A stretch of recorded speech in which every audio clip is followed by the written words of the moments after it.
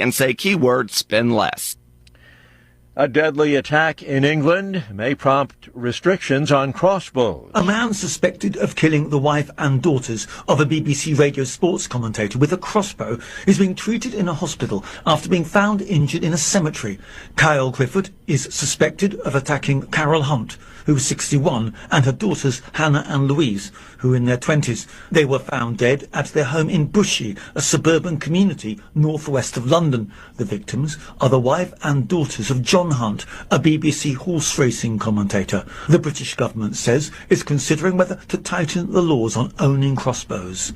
I'm Charles de Ledesma. An intense heat wave sending temperatures in parts of Central and Southern Europe soaring toward 104 degrees in some spots. From Italy to Romania, authorities warning people to be careful, to drive carefully if going out, drink plenty of water, and avoid going outside during the hottest hours of the day. News and analysis, townhall.com. When the wage goes up, the work hours go down. That's the situation in California since a minimum wage law hiked pay for some restaurant employees. When the increase went into effect in April, fast food workers across the state went from making $16 to $20 an hour overnight. It's already having an impact as major fast food chains are reducing worker hours and raising menu prices as the sudden increase in labor costs leaves them scrambling for solutions. Governor Gavin Newsom says the hike was necessary to give more than 500,000 fast food workers in the state a living wage. Its long-term effects remain uncertain. John Scott reporting. A U.S. Coast Guard cutter on routine patrol in the Bering Sea came across several Chinese military vessels in international waters, but within the U.S. exclusive economic zone. A Coast Guard commander says a Chinese naval presence was in accordance with international rules and norms. More on these stories at townhall.com.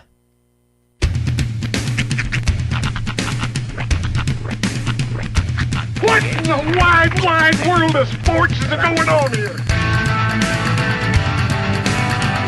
I promise you, whatever scum did this, not one man on this force will rest for 1 minute until he's behind bars. Now let's grab a bite to eat. Yeah, come on. I feel the hot wind on my shoulder and the touch of a world that is older. I hit the switch and check the number.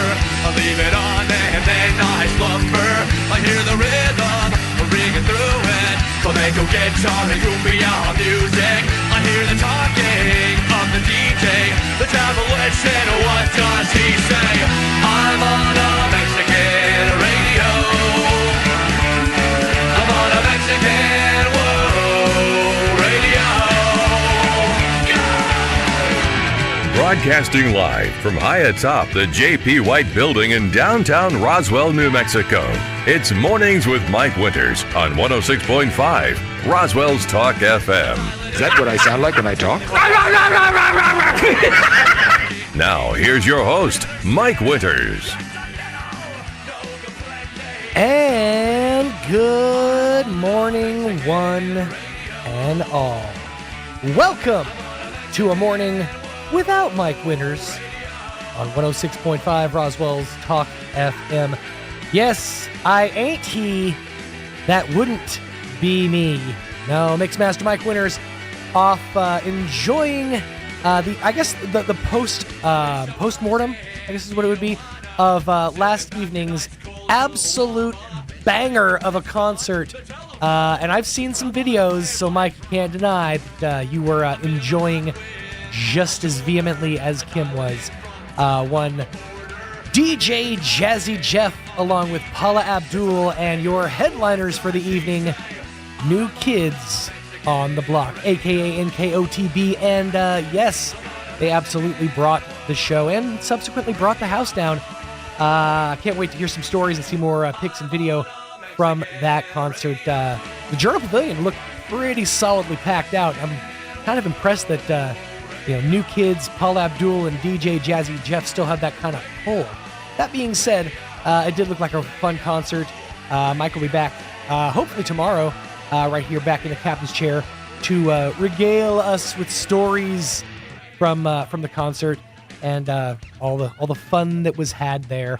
I'm a fan of the throwback just as much as the next guy. I got to admit, when a couple of years ago when all those festivals started popping up on Facebook, the Retro Fests, the Hey Look Wow, the 90s festivals, I got pretty excited. And then I realized the only reason festivals like this exist is because Tony needs to eat. So, it's like bands like, obviously DJ Jazzy Jeff.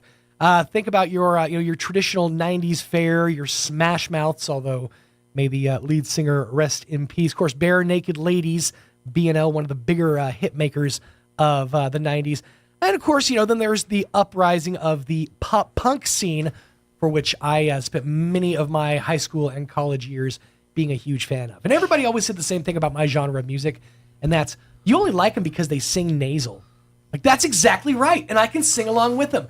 Because I don't know what I'm doing, and I hate you, and my mom sucks. I love, really, like, throaty, nasally music like that. It's just something to enjoy. I think you're pretty much the only person in Roswell who knows the band Tony.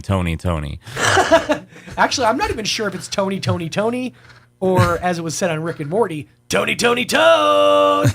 I'm not really sure which one it is, but the only reason I know is because of that episode of Rick and Morty. Oh, okay. For those who aren't sure, the Purge episode of Rick and Morty features a finale scene, spoiler alert, where the duo Rick and Morty destroy everybody in a horrific, graphic manner to the song, or to the band Tony. Okay. The song I know about them through something else, but yeah. Where's your point of reference? Oh, it's just the funny wrestling videos, the Botchamanias. Oh yeah. Because they put the one wrestler saying, because Tony Khan is the CEO, and he's going Tony. Oh yeah. No. Tony. Ooh.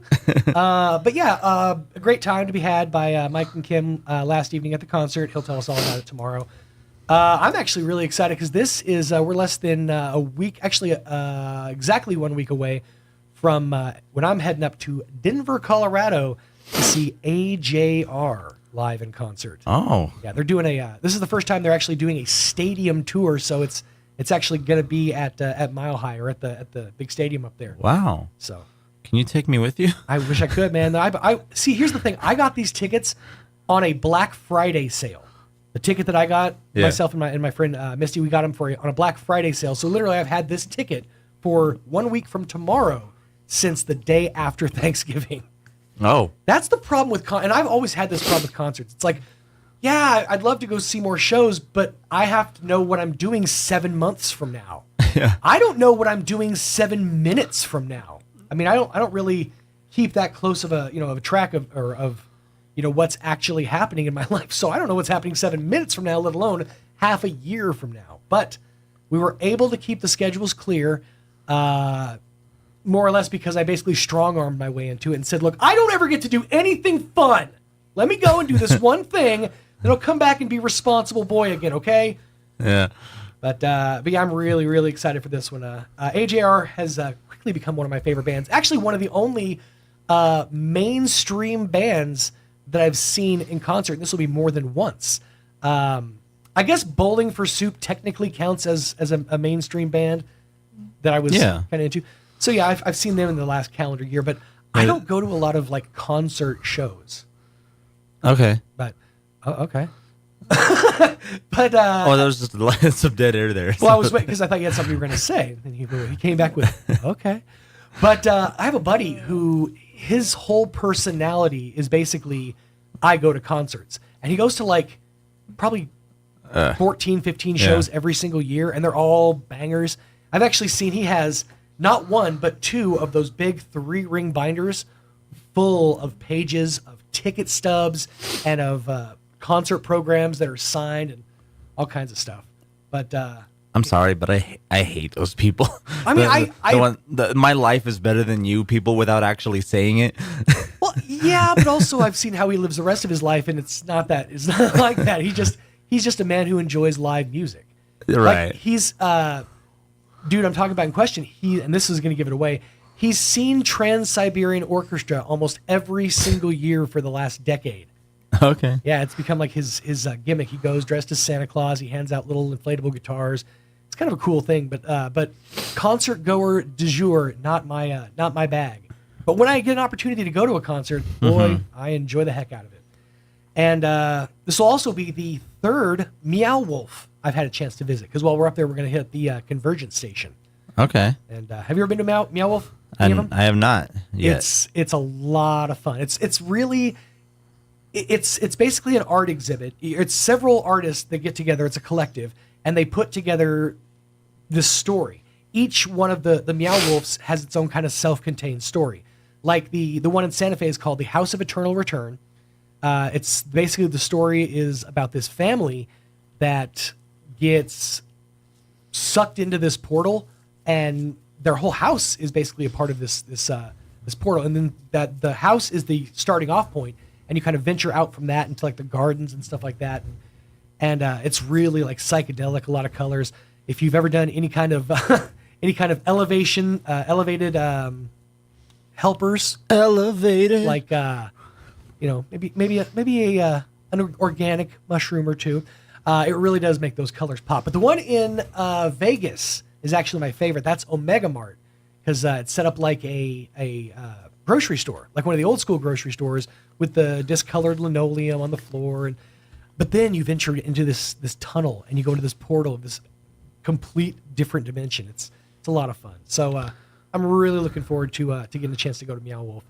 So you're telling me there's not a single wolf in Meow Wolf? Not a single one. Actually, that's wrong. If you go to the gift shop, there is a wolf, a stuffed wolf that's wearing a hat with cat ears on it, and the hat says Meow Wolf.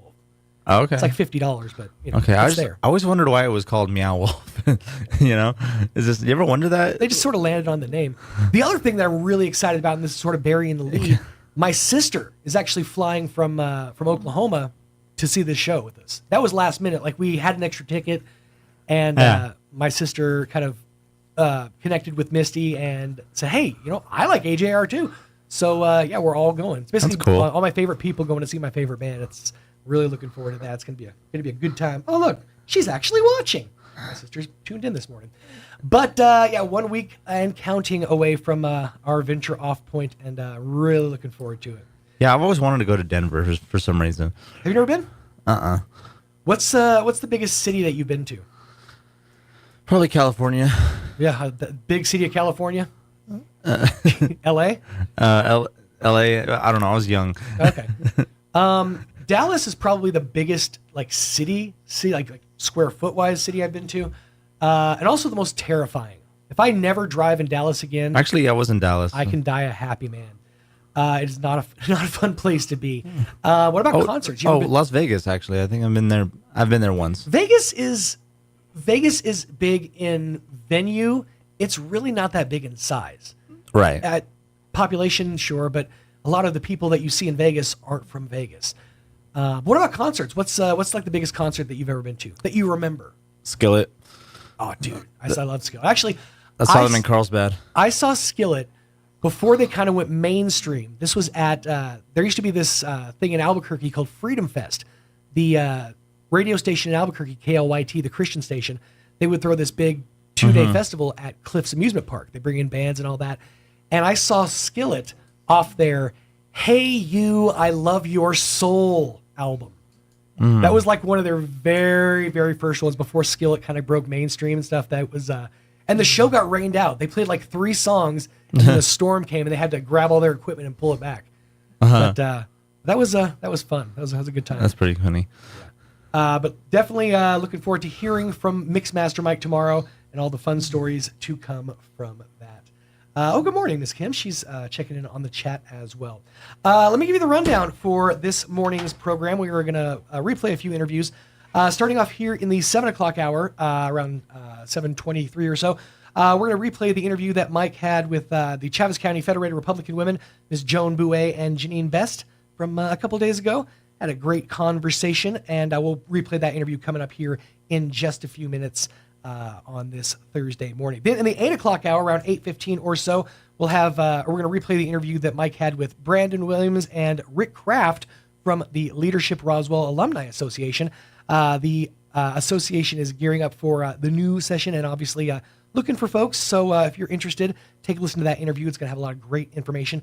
And in the 9 o'clock hour, around 9:15 or so, Mike had a chance to sit down yesterday with Brian Luck, the superintendent from the Roswell Independent School District, as we all gear up, I know already, for back to school. It's the school board's been on it the whole summertime season, so we'll talk about kind of what they've been going through and what the school year ahead is looking like. We'll get into all that coming up here in just a few minutes, plus all your hourly features, which of course include your Kim Commando update, the business reports, news, and whatever else comes across this hallowed desk on this here Thursday morning. Right now at 18 minutes after 7 o'clock, let us get you up to date with the weather. I'm meteorologist Steve Hamilton with your Pecos Valley weather. We'll be drying out over the next couple of days. Sunshine today, still a slim chance of an afternoon thunderstorm. We'll be in the mid to upper 90s. Overnight looks clear, upper 60s and low 70s. Pretty hot again on Friday, upper 90s for the afternoon high, and sunny. We'll stay in the mid to upper 90s Saturday and Sunday, a little bit breezy and sunshine. That's your latest forecast. I'm meteorologist Steve Hamilton. Thank you, Steve. Currently, let me get this blown up. Despite Mike being 10 years my senior, his eyes are much better than mine, so he doesn't have to zoom in on his pages. He still could, though. 70 degrees around Roswell Way. Humidity is at 57%. Winds out of the west at around 4 miles an hour. The barometer at 30.17 inches with a dew point of 54 degrees. Going to be another hot one around Roswell Way, although not the worst it could possibly be, because I'm only seeing 2 numbers here. Sunny and hot, 97 for the high today. Wind's going to be light and variable, coming out of the southeast between 5 and 10 miles an hour. For tonight, mostly clear, dropping down to a low of around 70 degrees. Winds out of the south 5 to 10 miles an hour. Pretty much cut and paste for the next few days. It's going to be exactly the same. Sunny and hot for your Friday, 99 for the high. Winds out of the south 5 to 10. Mostly clear, 70 for your Friday night. Winds, again, out of the south, 5 to 10 miles an hour. Sunny skies, hot 98 for your Saturday, 99 for Sunday. And we're finally breaking through to triple digits again on Monday of next week. Sunny skies, hot 101 for the high on Monday, 101 for Tuesday, and then back down to 97 for your high on Wednesday. Slight chance of rain working its way into the forecast as of Tuesday of next week. Got a 20% chance and then a 40% chance on your Wednesday, which should drop the temperatures down to a balmy 97 degrees. Of course, we'll also have to deal with all of the fun and humidity that comes with that, but that's what southeastern New Mexico is all about. 20 minutes after 7 o'clock, I'm going to pause, pay a couple of these bills, and after the break, the interview with the Chaves County Federated Republican Women on the other side of these on a morning without Mike Winters. Stay tuned. Need new windows for your home? Beware of the sales gangster. Jennifer from Trustmark Roofing and Windows here. A sales gangster is a window salesperson with the mobster mentality. They intimidate, bully, and fast talk you into buying their less than quality windows during a 3-hour pitch. Think I'm kidding? Call a few window companies and see for yourself. Or you can skip the sales gangsters and call Trustmark. We have fair, no-nonsense pricing on our premium windows, and our appointments take only about 60 to 75 minutes. Just long enough to listen to what you need, show you your options, answer your questions, and give you a straightforward quote. Then it's up to you. We can take a no just as easy as a yes, but I'll guarantee you this. No sales gangsters. Sound fair? Call Trustmark Roofing and Windows for your no-obligation spring window assessment. 575-755-7663 or visit TrustmarkRoofPros.com. Trustmark Roofing, we put people first. It's time for the 88th Annual Lee County Fair and Rodeo, August the 2nd through the 10th in Lovington. Come to the Lee County Fair for the greatest entertainment in New Mexico. August the 2nd, it's the annual Hispanic Heritage Celebration featuring Eric y su Grupo Mazore and Los Tigres del Norte. Tuesday, August the 6th, after PRCA Extreme Bulls, it's country legends, the Bellamy Brothers. Wednesday, August the 7th, Faith and Family Night featuring Casting Crown. Nobody but Jesus. Thursday, August the 8th, it's Tough Enough to Wear Pink Night with Joe DiMessina. Heads Carolina, tails California. Friday, August 9th, celebrate America's Heroes with Justin Moore. This is my dirt. And Saturday, for Volunteer Appreciation Night, it's country superstar Kane Brown. Baby, I swear I can feel it in the air. Log on to LeeCountyFair.net for tickets and more information. Don't miss the 88th Annual Lee County Fair and Rodeo, August the 2nd through the 10th in Lovington. 88 years of tradition. The second blessing in Jesus' Sermon on the Mount reads like this: Blessed are those who mourn, for they shall be comforted. The mourning he speaks of here is more than just being sad about something. This is a deep grief and regret, often over the sin in your life. It ties directly to the previous blessing of being poor in spirit. If you're poor in spirit, you know that you fall short of doing life on your own without God. This next blessing takes that thought one step further. If we know we can't do life without God, we also realize we can't get out of our sinful state without God. We know that we failed, and when we're truly repentant and want to overcome the sin, God will comfort us in our grief by showing us His grace and forgiveness. He'll give us the strength to overcome. He brings the comfort of those who have been where you are and allows them to support you in the midst of your brokenness. Lean on those who want to bring that comfort of our Savior to you. Join us at the Country Club Road Church of Christ for worship at 10 a.m. on Sunday, located on the corner of Country Club and Washington in Roswell. Oh! Shooters, mark your calendars for the H.F. Sinclair 3rd Annual Freedom Clay Shoot, July 12th and 13th at the Eddy County Shooting Range, benefiting the Artesia FFA. Main event is Saturday. Registration at 7 a.m. 1 in 4 participants win prizes, gun boards, raffles, and lunch included. There's an option Friday night light shoot with $40 individual rounds. Details and registration info at artesiachamber.com. Deadline is July 1st. The 3rd Annual H.F. Sinclair Freedom Clay Shoot, July 12th and 13th at the Eddy County Shooting Range. Here's a Mornings with Mike Winters fun fact. Astronauts are not allowed to eat beans before they go into space because passing wind in a spacesuit damages them. The suit's for the astronauts. Here's Mike Winters. Welcome back to the morning show, and joining us in studio this morning from the Chaves County Federated Republican Women, Joan Bouet and Janine Best back with us. Good morning, ladies. Good morning. How's life in your worlds this morning? It's busy.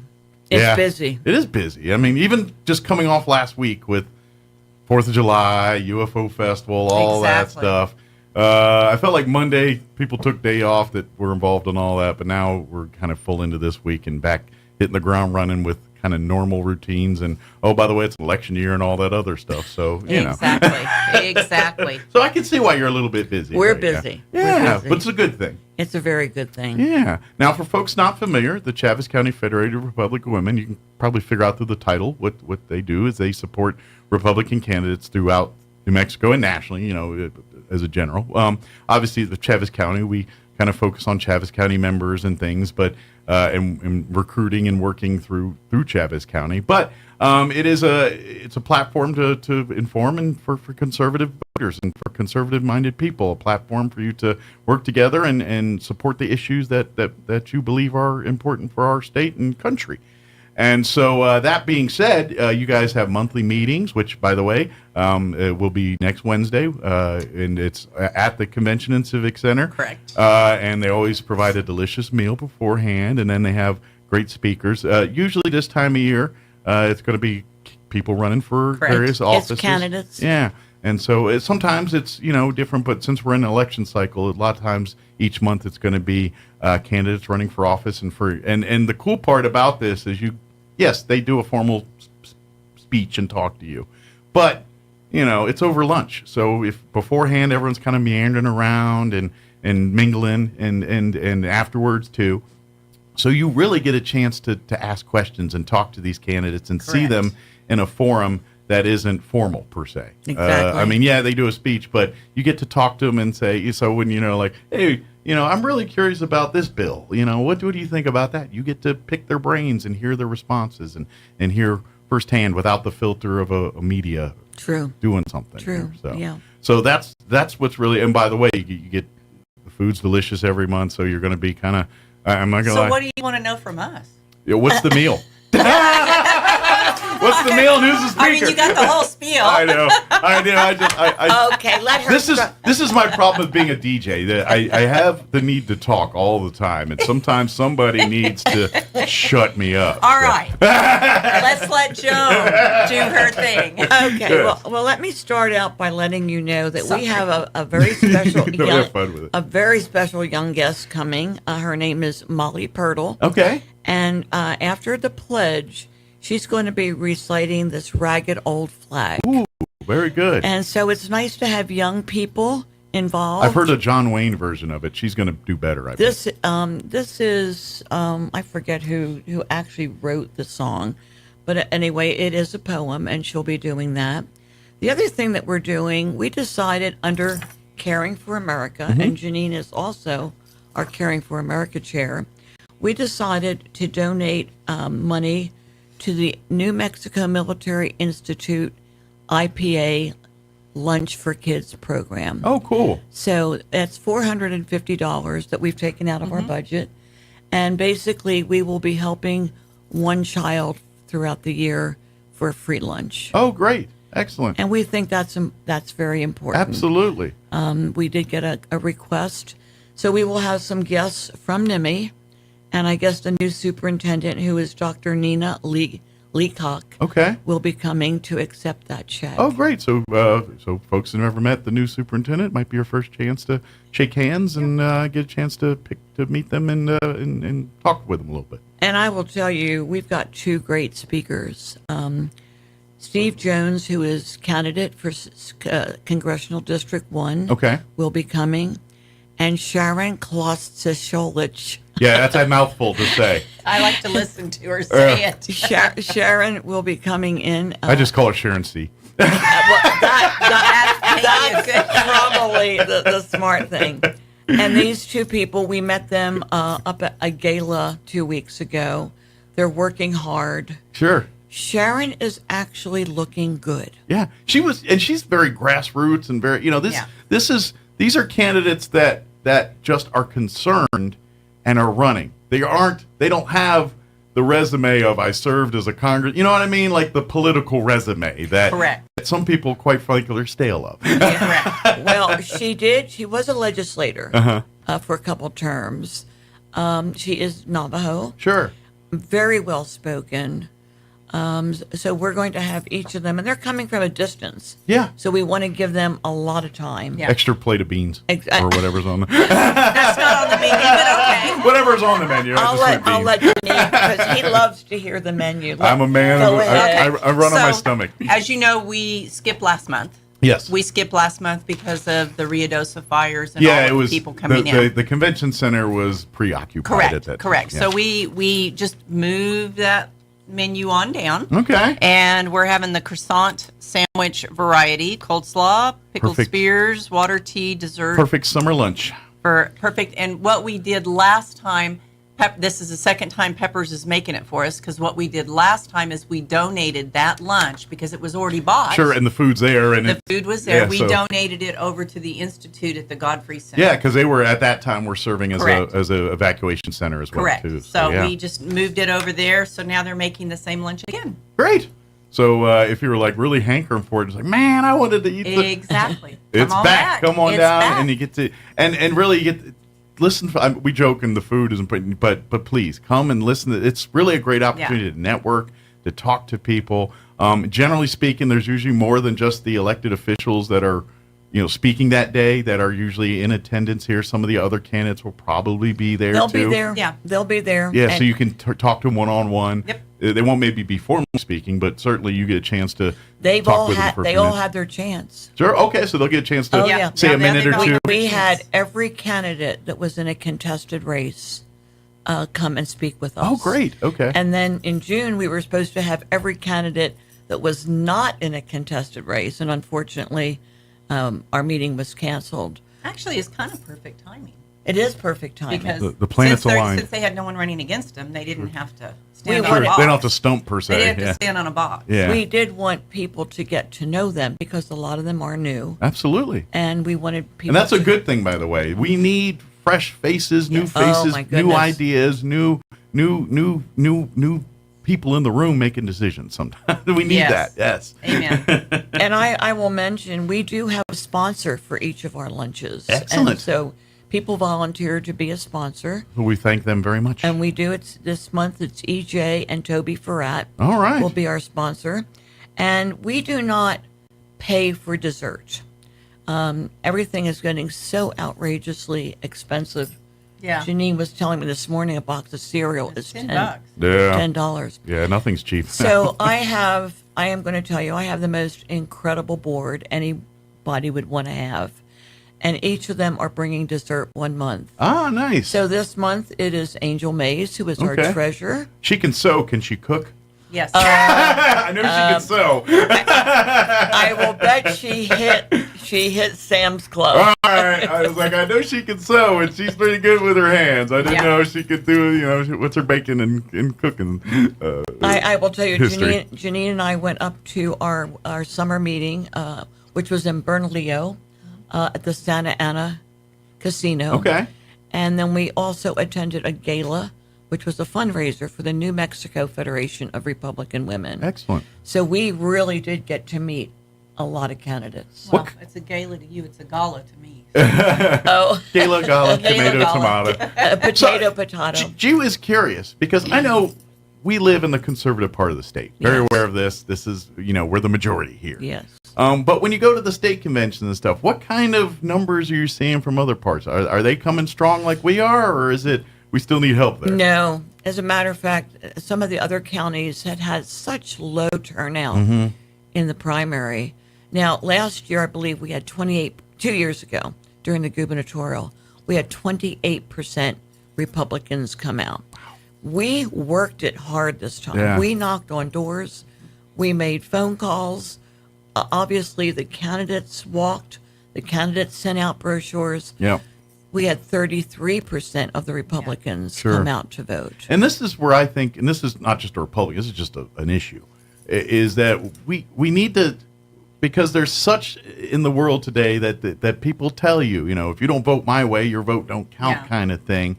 And I think those numbers reflect some of that. You're right. I think, and I think, I think there's plenty of conservative people in New Mexico. I think there's enough of them that feel that they're wasting their time voting. And that's the message we got to change. And that's the message. And so every time I hear these people, it's like, what do you mean you're voting for the other Republican? That's the guy or the person I believe is the right one. Stop telling people that. That defeats the purpose of the election process. If you don't get to vote, just because the team says go this way, but I believe this is the right person. That's why you and only you get to go into that ballot box to check your boxes in there. And we need to remind people, no, don't shut out the noise and vote what you truly think is vote what right. you think is common sense. And I think if we could get people to understand that's the way, I think those numbers start turning back up again. Well, I'll tell you, this primary, I think, lit a few people on fire. Good. And I am hoping. Hopefully it's a big fire. A blaze. Let's a not blaze. Not real doso size, but enough to get in. You know what I mean. Okay. I know they'll turn the world on me. I do believe it has a lot of people thinking really hard and strong. Good. About the fact that we do have a chance this year. Well, you should, because I don't care where you turn, if you're not upset at the world you're looking at, then I don't your know. eyes are closed. Yeah, you're either your eyes are closed. Very obtuse or stupid. I'm not sure which. Everything has just gone out of sight financially. It's outrageous. Absolutely. And it's scary. Yeah. Well, and I'm sorry. This, and I'm going to get. I know it's a political conversation. I don't want to get too political, but if you're not looking at our president right now and not thinking there's something wrong with that man, you're lying to yourself. This is not a Republican Democrat. This is a human thing. That man is not healthy. He needs medical help. Well, and I want to know who's behind it. Yeah. Because there's. And that's the evil part. That's the evil part. They know full well that this man should be at home with his grandkids retiring. Right. Exactly. But because of the plan or the playbook or whatever, this is what is going on right now. Playpen. Yeah. They need to get out of the think there's a puppeteer. Yeah. Yeah. I do. Yeah, I mean, I believe there's a puppeteer. And that's and again to my point, if you don't think something's going on that just doesn't pass the sniff test right now, you need to pay attention, you need to vote, and you need to do your homework. You need to pick candidates that truly believe in the things you believe in. And you need to do your homework. Yeah. You don't need to listen to all the TVs and stuff. You need to go in there and don't do go your on homework. Facebook or right. I mean, okay, if that's a jump off point for you, fine. But don't take some article that some Yahoo shared on the social media and call that the gospel. Correct. Go because investigate. Yeah, because guess what? that's exactly why we're in the problem we're in, because people are doing that and they believe anything they see. Oh my goodness! And they're online thinking that Trump's going to take away everybody and ship everybody off if he's president. And I'm like, come on, does that even sound remotely feasible or like, even if he wanted to do that, how could he do that? Exactly. This makes so much there's so no nonsense to this that you've got to have a bit of a head on your shoulders and know when people are blowing smoke up your butt. Mike, don't you really think people need to say to themselves, am I better off today than I was in 2019? Yeah, I mean, absolutely. let's be realistic. You're absolutely correct. Let's go back to 2019 when you could buy a house and you could buy a car and food was reasonable and it was okay to go out 2 or 3 times a week to fast food. Sure. People cannot do that today. Not anymore. Well, you can't even go to the grocery store. Exactly. You can't, you're paying, like I see, I've seen it some here too, where they show like those videos on social media of like the meat section at the grocery store, and a meat that normally you would have probably bought for $10 is now $50, and you're like, what kind of craziness is this? That's just the meat department. Get, like you said, cereal. It's crazy. Cereal is literally the cheapest form of food out there, and it's short of ramen maybe. Exactly. Well, ramen is pretty cheap. Yeah, it is. But even still, you used to get like one of those cup of soups for like 20 cents or something. Yeah.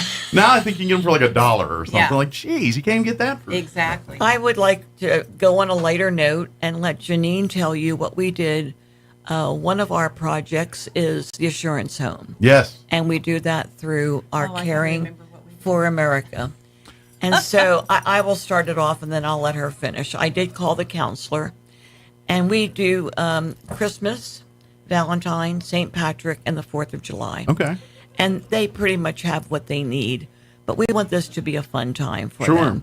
So we took over ice cream. Ah. Ice cream, whipped cream. Like a Sunday bar kind of thing almost. Sunday, yeah. Bananas for, I believe there's, including all of the adults, so there's about 20, 25. Nice. So we lined everything up and we've got all the plates and dishes, and they don't have to do anything except, well, they Eat have ice to cream. cut the bananas. And we They got to scoop them out and put them in the bowls. So we wanted these young people to make their own ice cream Yeah, sundae. have fun. Caramel syrup, chocolate syrup, cherries, you name it, we had it. You should throw a few, I took pecans. or just some weird things just to see if they do it. Like, I don't know, meat. Just throw like beef jerky on there or something. Yeah, see if they throw it, just to see if anybody just be tried. Like, oh, is that a thing? I didn't know. And they start throwing it on there. Salted maple bacon on caramel. Like if you, they don't have them here, but Albuquerque, you ever the Five Guys restaurants? Mm-hmm. They you can get bacon in there. They have like a menu, and you just say, I want a chocolate shake, and you can put bacon. They got like a list of 20 toppings that you could throw in, and bacon's one of them. Like an espresso martini. Yeah, exactly. Yeah, exactly. Yeah, they can make it as complicated or as simple as you want. But yeah, I was just like, just throw something that's not normally on there just to see if people would. Was that a thing? Olives? Okay, why not? Well, we got some feedback, and these young people just had such a great time. And if you're not familiar, Assurance Home's a great organization. They help really kids that are kind of at risk, and they do, and basically they teach them life skills through it's almost like a camp-like Common environment. sense. Yeah, They teach them common sense. They work with they do things like confidence courses and stuff to kind of take them out of their comfort zone, but also teaching team building and laundry, and banking, simple things. Yeah, it's everything from the daily skills to pushing in the comfort zones to give them the leadership and the tools, so when they become adults, they've got the tools to handle those tough projects and things, whatever they tackle at their career or family life or whatever. Well, one thing that they lack is confidence. Yeah. And that they do help them regain their confidence. It gives them a sense of a belonging, of ownership of themselves, and stepping into adulthood. Giving them a pride in themselves, and however these kids come here through their various walks of life and things. A lot of them come because they're missing parts. They need things. There's things that through their upbringing was not put in place, and the Assurance Home puts it in place. Yeah. And gives them those tools and things. And we treat them about 6 times a year. Four okay. times a year. Yeah. And it's It's an by the ongoing way, thing. if you've ever been out to the property, it's like an oasis in the desert. It literally is. It's green grass and trees and the just, horses. Yeah, park-like. It's very park-like. Like, Yeah. got places you can just sit on a bench and chill. Yeah, it's very the town nice. is built up around them. Yeah, exactly. It almost seems like it was Town here, is and then the built up town around just them. kind of showed up around it. Exactly. As happy as these young people were, I'll tell you, the women that went felt very fulfilled. Am I correct? Oh yeah. We felt like we Well, were. and that's the cool part about being like. And by the way, I know numbers are good, but if there's folks out there interested in becoming a member of the Chaves County Federated Republic of Women, always looking for new members to be a part of Absolutely. it. Men and women. I know women is the predominant thing here, but men also serve in like an auxiliary type Yes. role in the Federated Republic. And of we're Women. always a couple months ahead, so I'm already thinking about November and our service. We have a service lunch for our servicemen. And Okay. We donate a lunch per each person that Excellent. signs up.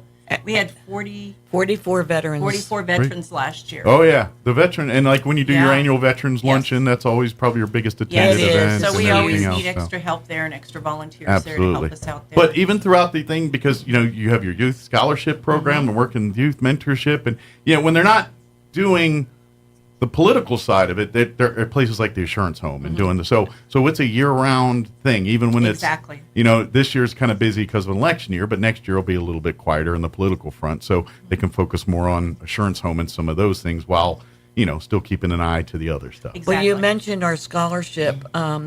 We have a door prize every month, and Janine finds them somewhere. Somewhere in all of my stuff. Somewhere in Somewhere. And we were able to give 2 $1,000 scholarships this year. Awesome. It's great. It's Yeah. so great. And we appreciate the people that support this stuff and donate the money and the time and effort and do We this have stuff. we have right now 148 members. That's great. And we really try to engage with each and every one of Absolutely. them, make them feel welcome at our luncheons. And this is your chance to get involved and be active. And another great part is, say you do come to the event and you find a candidate, you're like, man, that person just blew me away. I want to do more to support them. The Chaves Engage. County Fair will help you engage to that. Engage. Whether it's you knocking on doors or you just, whatever way it is, support the candidate, we can help you get involved with that too. And it's like you said, it's a great networking opportunity. It's a great chance to meet people. So if you're looking for a social element in your life, volunteering and being a part of the Chaves County Federated Republic of Women would also serve that need for you a little bit too, because you get to meet some friends and And it's a guaranteed date every month. Absolutely. Third Wednesday of every month. It's Absolutely. A guaranteed I date. do believe that the only interruption that we had was because of the fire. Yeah. Was the only interruption. That's a pretty good reason to not have a meeting. We actually had paid for 49 of those meals, and some very generous lady paid for 51. Awesome. So we served 100 people dinner that night. Well, and this is the good part of Roswell. Sure, we have our moments and things, but when people need help, there's usually a rallying of troops. When push single came time. to shove, I Yeah. think people really rallied around the people that were evacuated. Absolutely. Well, and let's be honest. Many people that call Roswell home call Ruidoso home too. Pretty much. Either if they don't maybe have a place up there, then where's our escape? What's every Roswellians enough escape for the weekend? It's Ruidoso. And they are open. I Yeah. was up there last weekend, Yeah. or this last weekend, and they are open. Good. Everything So support is them open, economy so as go. best you can. Please There's be hotel mindful rooms. of the Yeah. restrictions and whatever. If they say don't go there, don't go there. But And you can see support what the you want to businesses. see without going into the neighborhood. Absolutely. I mean, And I think like the horse track is starting to yeah, the racetrack's been up 2 weekends so now. that's kind of gives a It's a pretty reason. amazing. That's kind of gives a reason for people to go yeah, to Ruidoso. you can see a lot on my page, Yeah. the Roswell Freedom Talk page, and I stayed up with the fire every day and kept everybody. Yeah, because they're informed. kind of self-contained out at the. They are. They have their own. They So have they, their so own they were able water to weather the source. fires. I think the floods did more damage than the fires to them. The yeah. floods did, and they just built that little. Of course, the Rio Ruidoso goes through there, so they just made it deeper. And they should have done it years ago because they flooded in 08. Well, that's one of the few times it's actually a Rio. Yeah.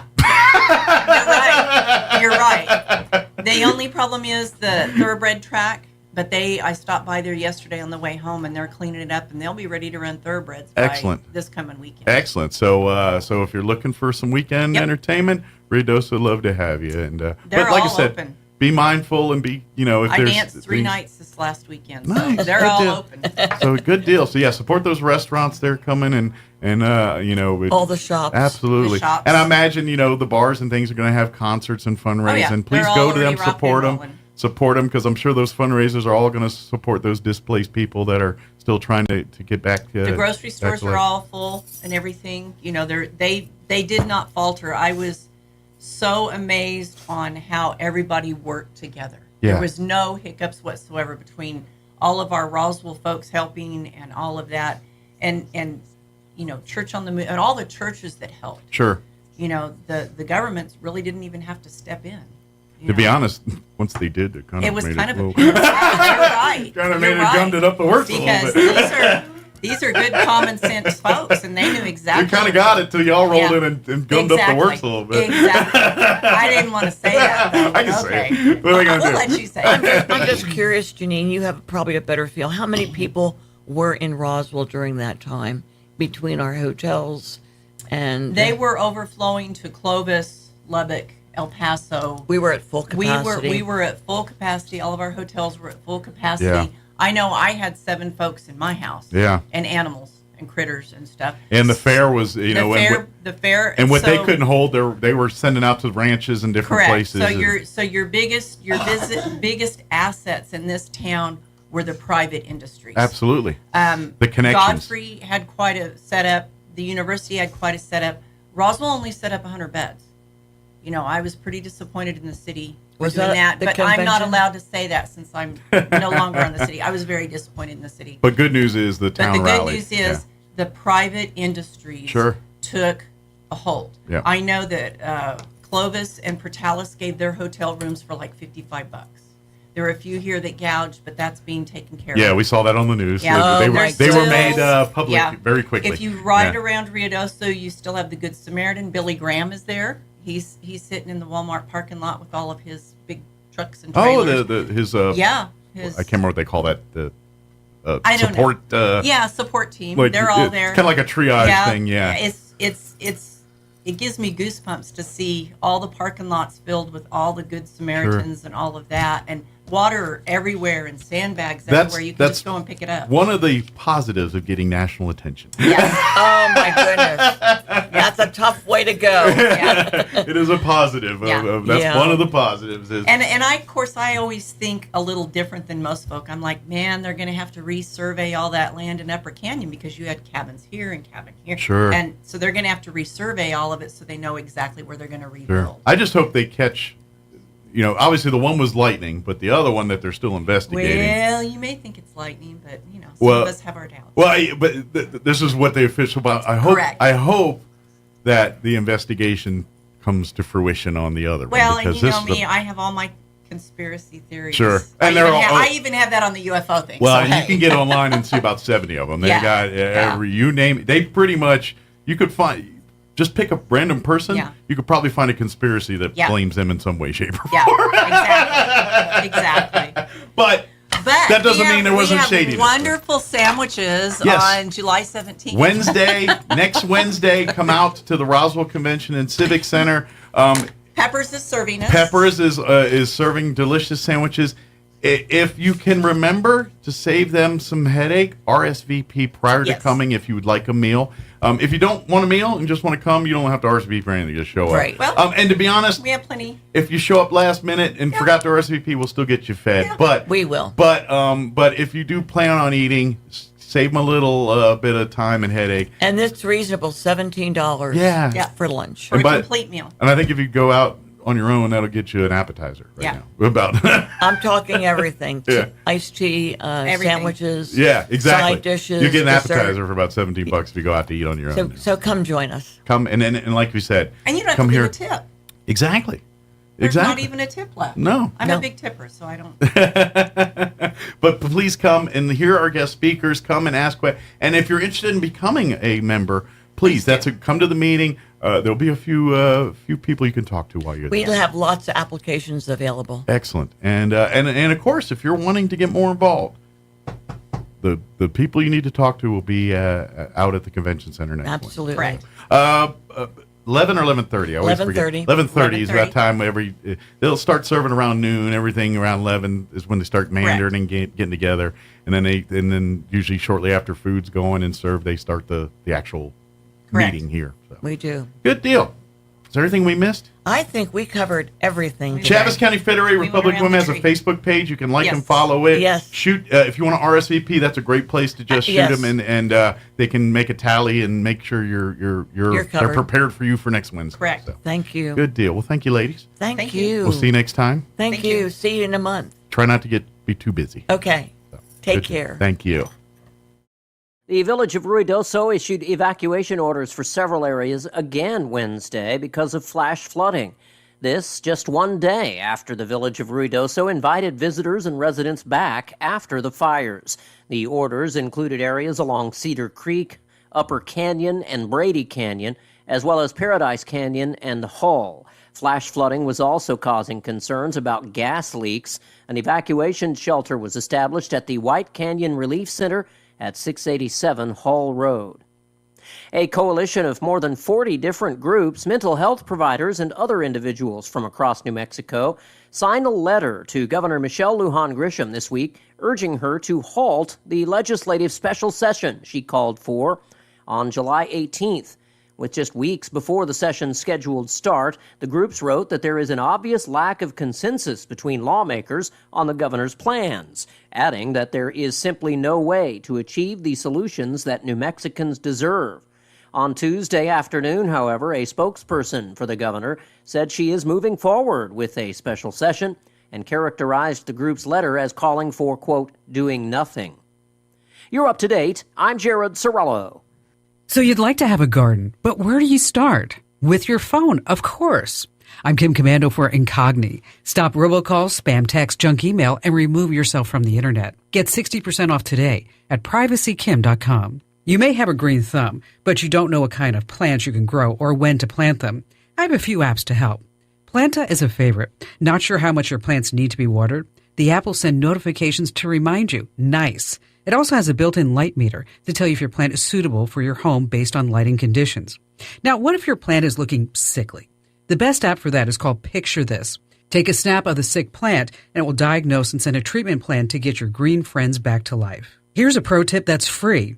If your plant isn't looking well, take a picture of it with Google Lens. The app can help you identify your plants and link you to plants with similar-looking issues. Hey, get your personal deeds off the internet. Head to privacykim.com. Once again, that's privacykim.com. I'll never forget when my son asked me where in Los Angeles I lived so many years ago.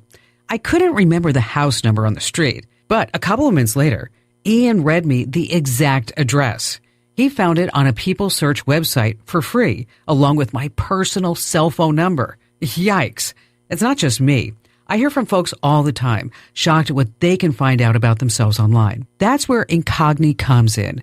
Instead of navigating these tricky sites, Incogni does the work for you. So far, they've removed me from over 150 websites. Plus, my personal data is on 24 data suppression lists, meaning it's illegal for these companies to get my name ever again. Even better, they check on a regular basis that data brokers didn't sneak me back in.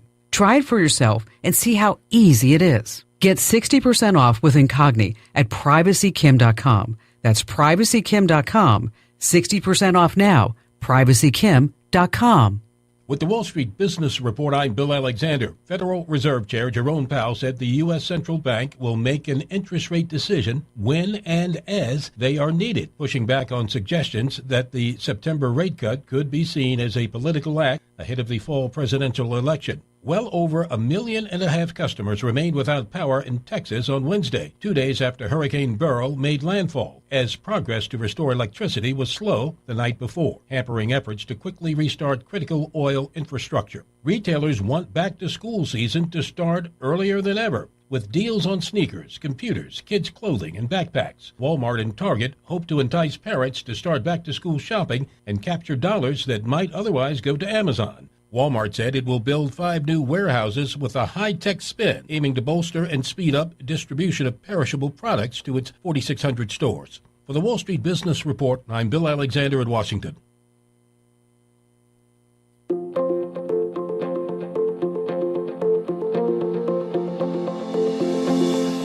I've heard it said, speaking my mind is easy, speaking it tactfully, not so much. Hi, this is Pastor Troy and Julie Smotherman for The Joy of Marriage. Proverbs 15:15 says, a gentle answer deflects anger, but harsh words make tempers flare. Sometimes my greatest accomplishment is keeping my mouth shut. There are times when we argue that it would be easy to lash out. So I have a choice to make. I can either feed the fire or quench it with my words. Julie and I have learned there's going to be arguments, but we've learned to fight and argue not to be right, but to get the situation right. So the next time you're in an argument, try saying something kind from a genuine heart to bring peace in your marriage. If you have any questions or would like further information about the Joy of Marriage Ministry, please go to jomconference.com.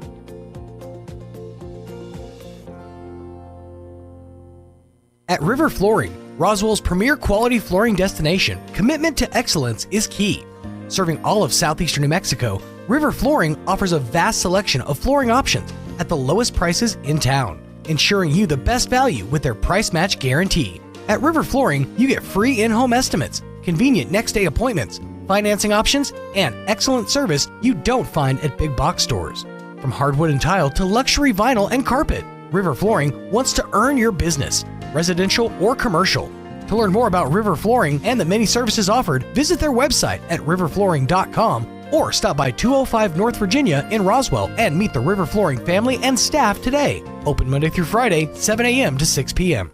Strong women need strong partners to help them lead their healthiest lives. At Artesia General Hospital, Dr. Scott Beard and nurse practitioner Lori Crockett deliver compassionate, holistic care to women at every age and stage. From routine checkups to diagnostic testing and specialty services like urogynecology, you can expect the most innovative personalized care close to home. Learn more about women's services at Artesia General Hospital online at artesiageneral.com/women or by calling 575-736-8394. Many women's services are also offered in Carlsbad. Your home for Sean Hannity in Roswell. 106.5 Roswell's Talk FM, KEND, Roswell, New Mexico. Well, your wallet may not have noticed, but the government says inflation did cool a bit in June for the third month in a row. The government reports consumer prices declined 0.1% from May to June after having remained flat the previous month. Measured from 12 months earlier, prices were up 3% in June, down from 3.3% in May. The latest inflation readings could help convince the Fed's policymakers that inflation is returning to its 2% target. Correspondent Jeremy House. An updated political forecast gives the GOP a 65% chance of holding its majority in the House while winning control of the upper house of Congress. Decision Desk HQ says Republicans have increased their advantage by 1 point since its forecast earlier this week and are now seen as favorites to clinch 11 of 16 up-for-grabs House seats. The forecast also gives Donald Trump a 58% chance of capturing the White House and Republicans an 82% chance of flipping the Senate. Bob Agnew reporting. 198 House Democrats oppose requiring Americans to show proof of citizenship before voting in federal elections. On this vote, the yeas are 221, the nays are 198. The bill is passed. House Republicans and a handful of Democrats on Wednesday approved a bill that seeks to expand the proof of citizenship requirements to vote in federal elections and impose voter roll purge requirements on states, legislation that has been touted by former President Trump. H.R. 8281, sponsored by Chip Roy of Texas, cleared the chamber with 5 Democrats voting yes. It now heads to the Senate, where it's all but certain to be ignored amid opposition from Democrats. Correspondent Bernie Bennett says President Biden has vowed to veto the bill should it reach his desk. Watching Wall Street, the Dow up 39 points, the NASDAQ 9 points lower, and the S&P 4 points higher. More on these stories at townhall.com.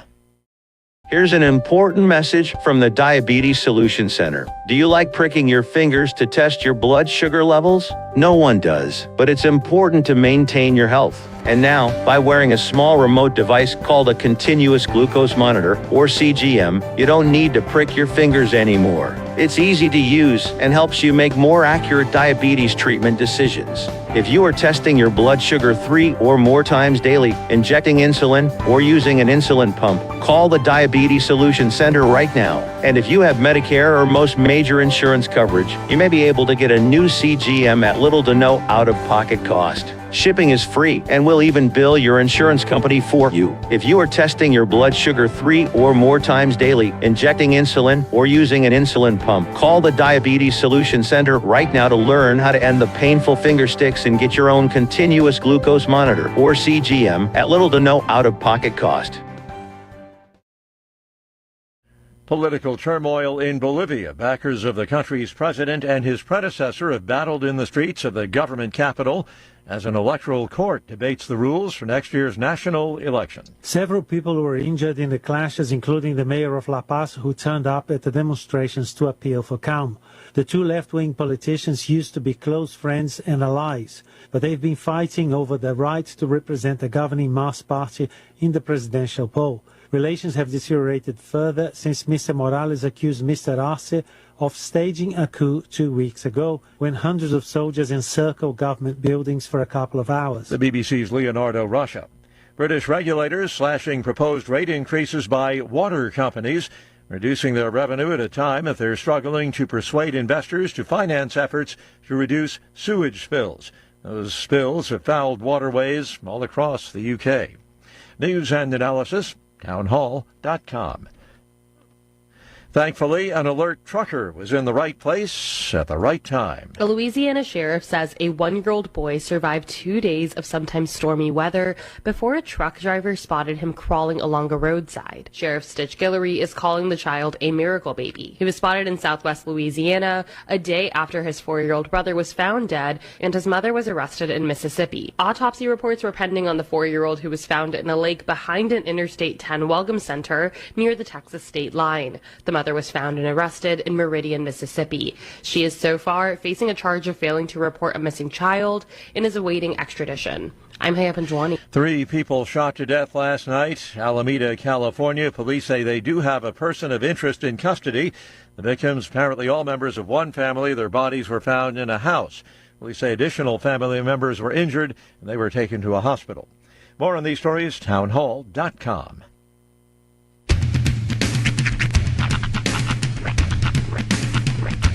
What in the wide, wide world of sports is going on here? I promise you, whatever scum did this, not one man on this force will rest for 1 minute until he's behind bars.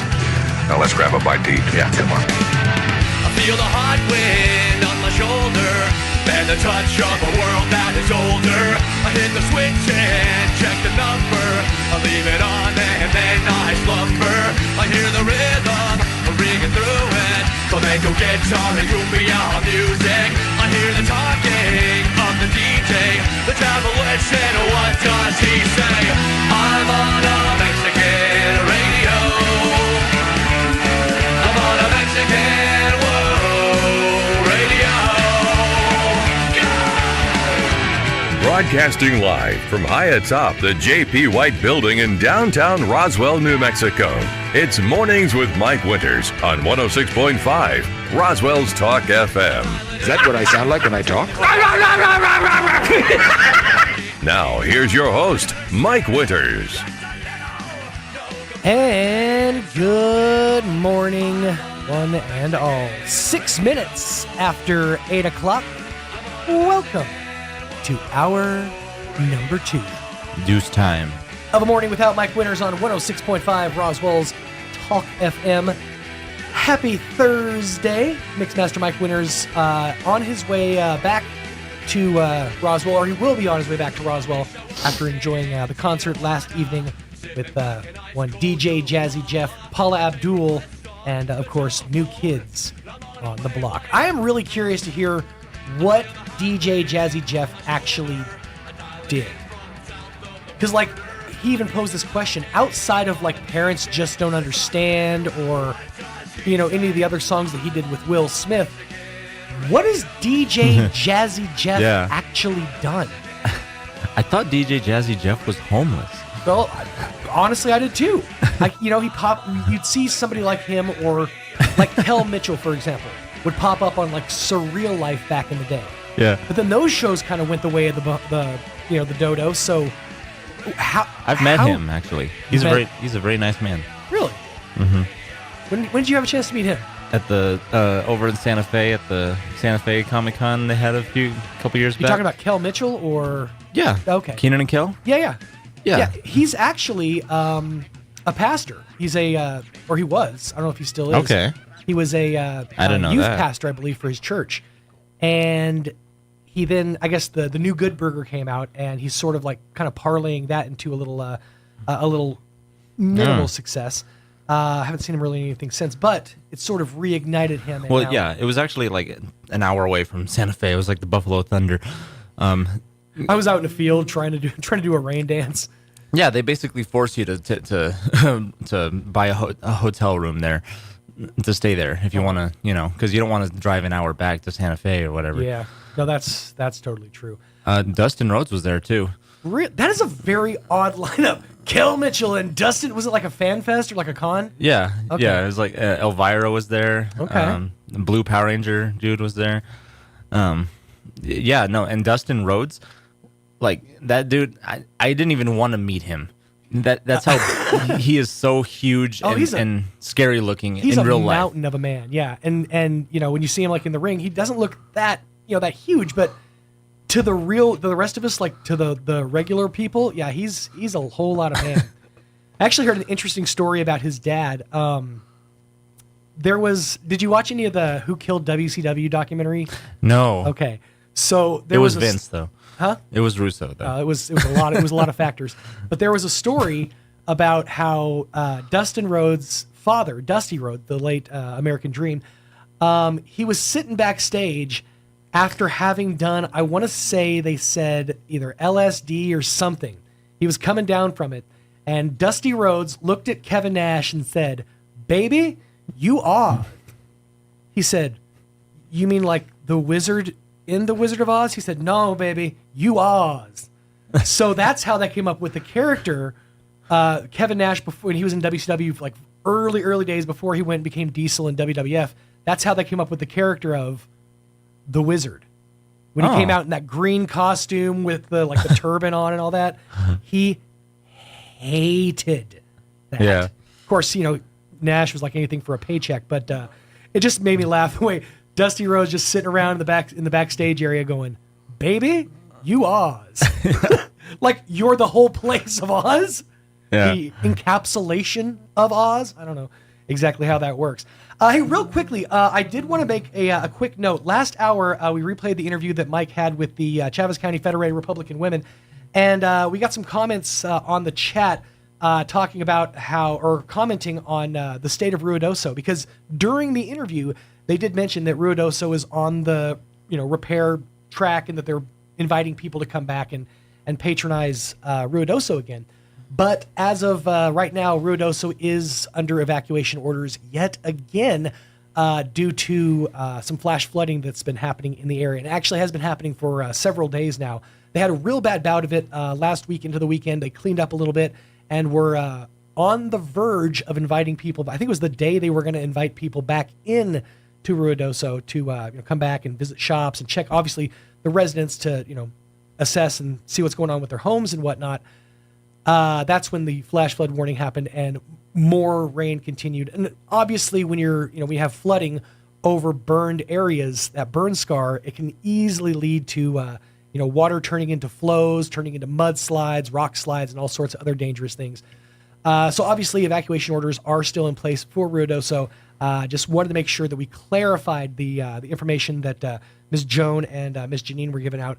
Maybe not necessarily up to the minute accurate, but everything else they were talking about their meeting next week, all that, that's totally accurate. So make your plans and get hungry, because that sounds like a fantastic afternoon there with the ladies from the Chaves County Federated Republican Women. Get hungry.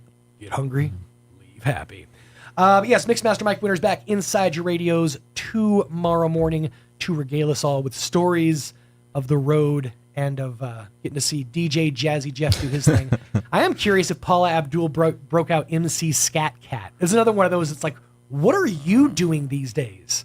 What would you possibly be doing? The rest of the of the Funky Bunch. Yeah, I've made this joke before a couple of times, but I would love to see the rest of the bands that come off of, like, when one guy gets famous, we can call it And the Fest, because you got the Blowfish, the News. There's other ones that, like the E Street Band, obviously, minus a couple members, but have all the And the bands, Yeah. I think of the Tosh.0 joke that he makes. He's like, when he talks about Will Smith, he's like, throw DJ Jazzy Jeff a bone. I think he's homeless. Poor fella. But apparently he's still selling out, I won't say stadiums, but arenas. I mean, the Journal Pavilion is technically an arena, so. I think DJs are coming back in themselves, too, like that whole culture. I think that really jumped the shark with the Chainsmokers. Do you remember the Chainsmokers? I think they're still around, but their whole gimmick, they would go to like Coachella, all these big festivals, and their whole gimmick was they would push the play button. That was it. Like, that's their whole, like, they had their show pre-recorded. You just push and then it got to the point where they weren't even pushing their own button. They were inviting like Cristiano Ronaldo or like Kel Mitchell, some random famous person on stage, to push the play button for them. And then I guess for the rest of the 90 minutes, they just stand there and hype the crowd. They brought in Marshmello to also push a button. I think that's the whole, like, Daft Punk, Marshmello. I think all those guys do is like set their show up, pre-record it, Deadmau5, set it to lighting, and then they just push a play button. It's simple, I guess. But Marshmello too. That's another one that brought back the whole DJ culture. Marshmello's upsetting a lot of people right now because he's one of the several crossovers into country music as of late. We put in a song onto our country station, 92.9 The Brand, by Kane Brown featuring Marshmello. The song is called Miles on It. But that's not the worst one. We put in a song by Morgan Wallen featuring, and I'm not making this up, Moneybag Yo. That's the dude's name, Moneybag Yo. Oh. And the song's called Whiskey Whiskey. Is it spelled differently? No. Or is it just whiskey? It's with an E, because it's not whiskey like from the whiskey region. But whiskey? Yeah, it's whiskey. But yeah, it's a very annoying song. But it's more of that crossover. Everybody's doing country now. Post Malone's doing it. He's got a whole country album coming out. Well, I heard the Post Malone song the other day. I was like, is this a country song? What is this? I like to think that Post Malone looked at Jelly Roll's face tattoos and says, yes, I can do what he's doing. Yes. Yeah. I think they need to have a face tat off is what they need to do. Although Jelly Roll has recently come out saying he's not a fan of most of his tattoos. And he'd like to get a lot of them covered up. The one he is proud of, like the proudest of, is the cross. I think it's here. He has a cross like right under his eye. That's the one he's actually the most proud of. Yeah. I'm like, that feels like that would be the one that would get you barred from most job interviews. But what do I know? Hey, let me give you the rundown because we got to get this interview playing. Coming up here in just a few minutes, we're going to replay the interview that Mike had with, Brandon Williams and Rick Kraft from the Leadership Roswell Alumni Association. They had a great little conversation. We'll replay that coming up here in just a few minutes. Right now, 15 minutes after 8 o'clock, let us get you up to date with the weather. I'm meteorologist Steve Hamilton with your Pecos Valley weather. We'll be drying out over the next couple of days. Sunshine today, still a slim chance of an afternoon thunderstorm. We'll be in the mid to upper 90s. Overnight looks clear, upper 60s and low 70s. Pretty hot again on Friday, upper 90s for the afternoon high and sunny.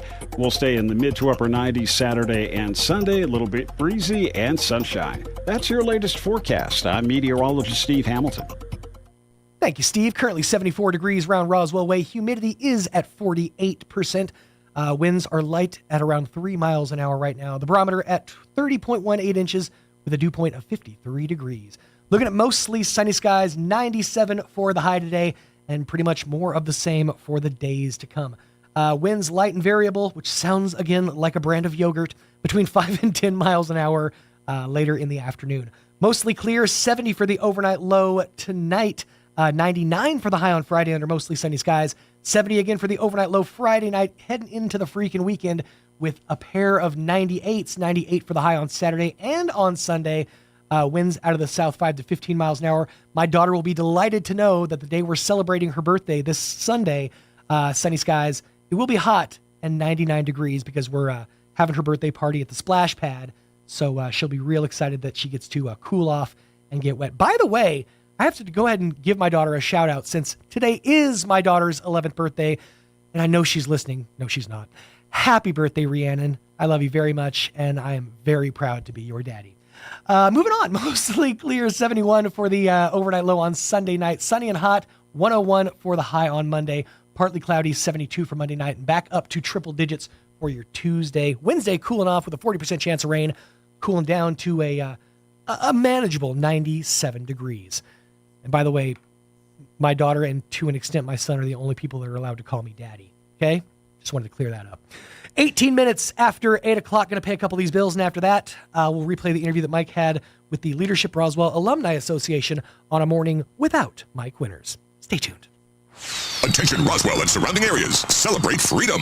Celebrate huge savings with 0% financing. More for your trade and no payments till October during the Red, White, and Blue sales event at the all-new Roswell Ford. With new management and a whole new attitude, Roswell Ford makes trading up to a new Ford or quality pre-owned vehicle fast, fun, and easy. Upside down in your loan or stuck in your lease? Roswell Ford wants to get you released, even if you owe thousands more than your trade is worth, regardless of make, miles, or condition. Right now, get huge savings with rates as low as 0% for 66 months.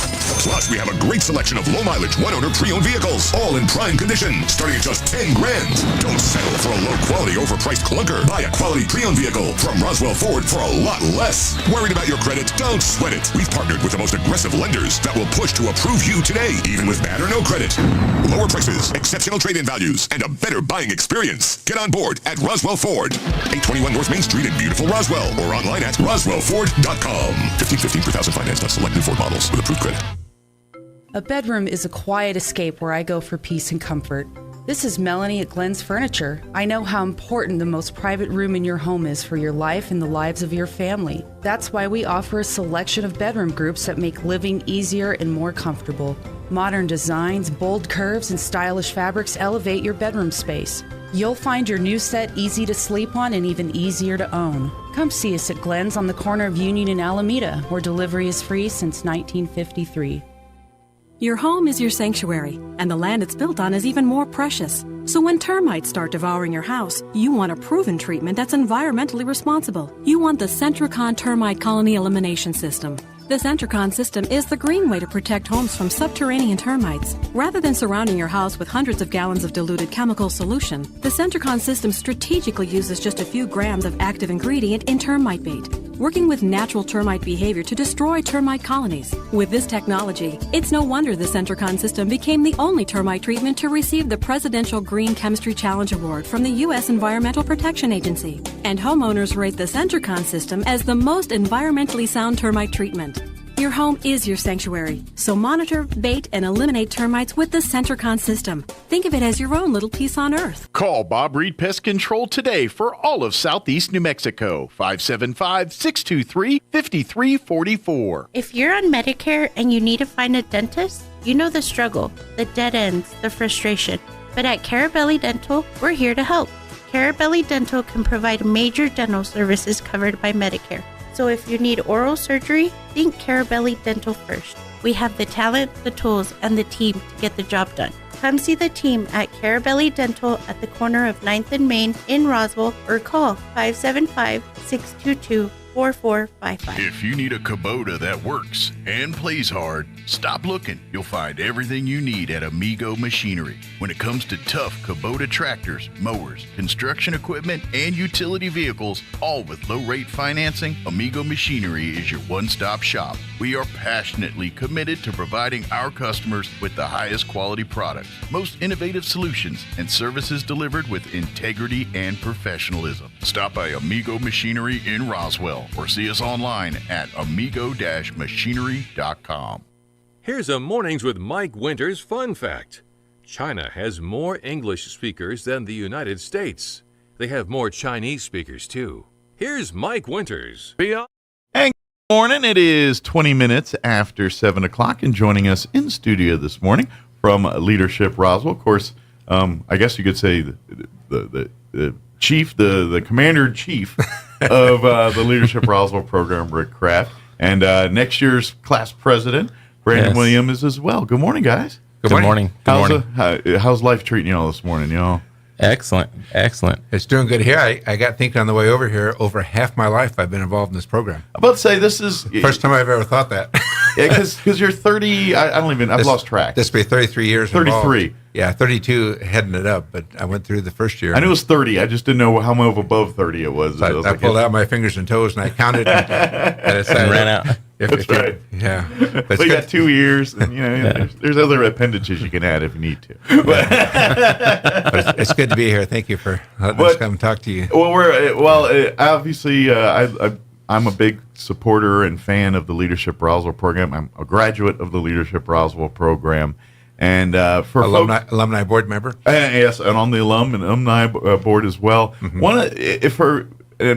I'm going to do the general and let these get to more in the specifics. But for folks that are not familiar with Leadership Roswell, it is a program that, and in actuality, one of the premier in the state of New Mexico. There's other similar leadership programs, New Mexico, various other entities, other municipalities that do it.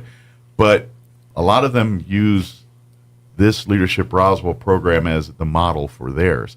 Mm-hmm. It's started many moons ago. 1983. 83 was the... And we have a Texas program modeled after ours, too. Okay, very good. So we're spreading outside of the state boundaries here. Very good. But it is a program that it really does a couple-fold here. It is a networking opportunity. You get to meet other community leaders, other community business owners, other people that are actively involved in our community or hope to be. And so you get to meet and interact and network with various walks of Roswell and Chavez County. But on top of that, it is a leadership teaching program. So you do learn different aspects of leadership, different ways to leadership, different tools and different programs and things that help you become a better leader, tools to manage time, manage your assets, things like that. But then on the other side, there's a third branch on this too, is you really get to see how the sausage is made around our county here. I mean, everything from city government to county government to, historical society to what's going on out of FLETC. Depending on years, you might even get to, do some of the other, Christmas at Krebs. It evolves from year to year. But you really get a chance to see, aspects of the city, aspects of your community, and learn how it's done and by that merit, get to use that to plug in to enhance your community involvement and doing whatever. If you're doing this for business or if you're doing this just to be a better, serving in nonprofits and things like that, this will give you more tools and more assets and more knowledge to navigate those kinds of things. Yeah. That's probably pretty bare bones, I think. I'll let you guys kind of get more into the meat and nuts of the details of it. But you did a great job. when we spoke about me coming, I said I really don't need to be here because I think you know what's going on. But they get tired of my voice, so it's nice and it's always great when we can bring you on the radio. So, well, you did a great job. Broken down to its simplest level, there's three aspects, and you just hit them. One of them is education. What's going on in our city, our county, our state, and I've had people that have lived in Roswell their whole life, and they say, "What more can I learn?" But I've been through the program, over 30 times, sure. And I learn every year myself. Yeah, you're pretty familiar with the program, and you're still you know what's coming next. But I'm still growing and learning, and then the second thing, as you said, is networking. Yeah, really, to be an effective leader in our community, you've got to have relationships. It's who do you know? What's your relationship with them? Absolutely. And then the third is the leadership training, which I enjoy a whole lot. We want students to come out better equipped. Absolutely. To take leadership positions. Absolutely. Yeah. The whole idea is, when you start the program, you come out and you're better overall effective person. Now, there is about a year commitment here for Leadership Roswell. They meet every month, usually once a month, and it's an all day, usually on a Friday. There's a few exceptions to that. And it floats all over the county here. Sometimes you'll be spending your days at the chamber. Some days you'll be spending your days walking around the courthouse or the county building or at the police station. One of the few times you get to see that part and not, do something to put you in that part. It's nice to visit and then leave. Yeah, good place to visit. Don't want to move in. I'm good. And so you really do. Then that's part of the excitement too, and you get to go and kind of and you get to. Some days you feel like a kid playing, and then those other days where it's more business and getting in there. But that's the fun part of it, and a lot of what you do in your leadership side too is group building, because you are a class of 30, and 30 is the cap. We can't take any more than 30. And you do work as a team, as a group to navigate. I know like days that you're going to spend a day out at the insurance home, and there's going to be a lot of team building and confidence building activities there that quite frankly are designed to push you out of your comfort zone a little bit.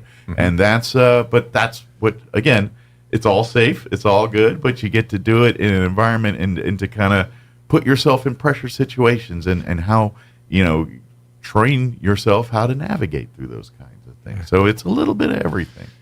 And Brandon just graduated the class of 24. Did you enjoy your experience? Yeah. Oh, it was awesome. Unbelievable. It was, obviously, if I could do it over again, I would, and here I am. Sure. So I'm curious, what was your favorite classes throughout this past year? What was ones that kind of stand out in your head? Even the trip to Santa Fe. We went to Santa Fe for the sessions. That was a good deal there. And you're one of, is this the first or second class? Second. Yeah, because COVID, we had a couple years there. We got to go to Ruidoso, had an amazing time, but it was not the Santa Fe trip. Right. Yeah, and the assurance home was awesome. I mean, like you said, the team building and stuff that happened at the assurance home, I think, is kind of what sets the groundwork for growing through the. And that's why you kind of do it early in the program too. It'd be at that point, if you do it in March or April, you all know each other pretty well. This time, this kind of forces you to meet each other a little bit. Yes, yeah, divide up. That was one of the things that I was taught early on in past employments and stuff is. Don't mingle any more than 2 people, and then you'll get to know a lot of people if you don't do that, or if you do that. So, sure. That was one of the things too, is just stepping out of that comfort zone in your bubble and just introducing yourself to people that you may not know. Sure, absolutely. So for you, kind of the ability to put yourself out there and kind of, yes, some of the actual activities and stuff, but kind of one of the lessons is that comfort in putting yourself out there a little bit. Yeah, you may know a person or two in the class. Roswell's not Albuquerque. We're still a small probably community. pretty good. You're going to know one or two. Yeah, it's a small town.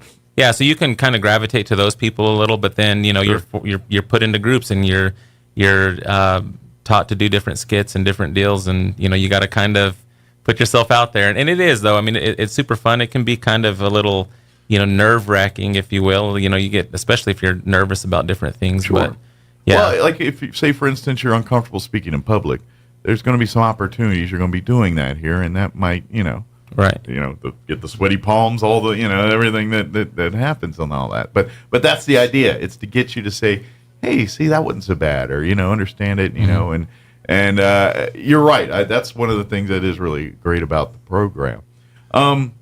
For this year's class, now like we said, there is a capacity of 30. We cannot take any more than 30 students. I will tell you this: every year we usually get more than 30 applications. Yes. Sometimes we get as many as 50 or 60. Right. So, but this is something I want to tell you. If you've applied in the past, please fill out another application for this year. Mm-hmm. People that have previously applied and did not get accepted, you get a little bit of carried weight into this. So imagine if you missed out twice, right. you got a little bit more weight than even some of the others. We had a student last year who made it her 3rd try. There you go. I'm so proud of her sticking with it. Well, and that's the cool thing about it, because that really shows something to the committee that does ultimately select here. When you see someone that's applied 2-3 times and didn't get in, you're like, okay, this is a priority for this person. This is the type of person we want in the class. Someone that's gonna invest their time and energy into it and take something away from it. And so that's, at the end of the day, that's what we're looking for, is 30 individuals that can that can take the most out of this, that are hungriest for it, and are willing to take its lessons and apply it to the community afterwards. Well, and since the whole application process is on paper, it's critical that they express themselves, fill out the questions completely. Absolutely. And then even letters of reference carry good weight. Absolutely. The questions are the application, which, by the way, you can go and get right now. You can get it on the Artesia Chambers website, which is roswellnm.org.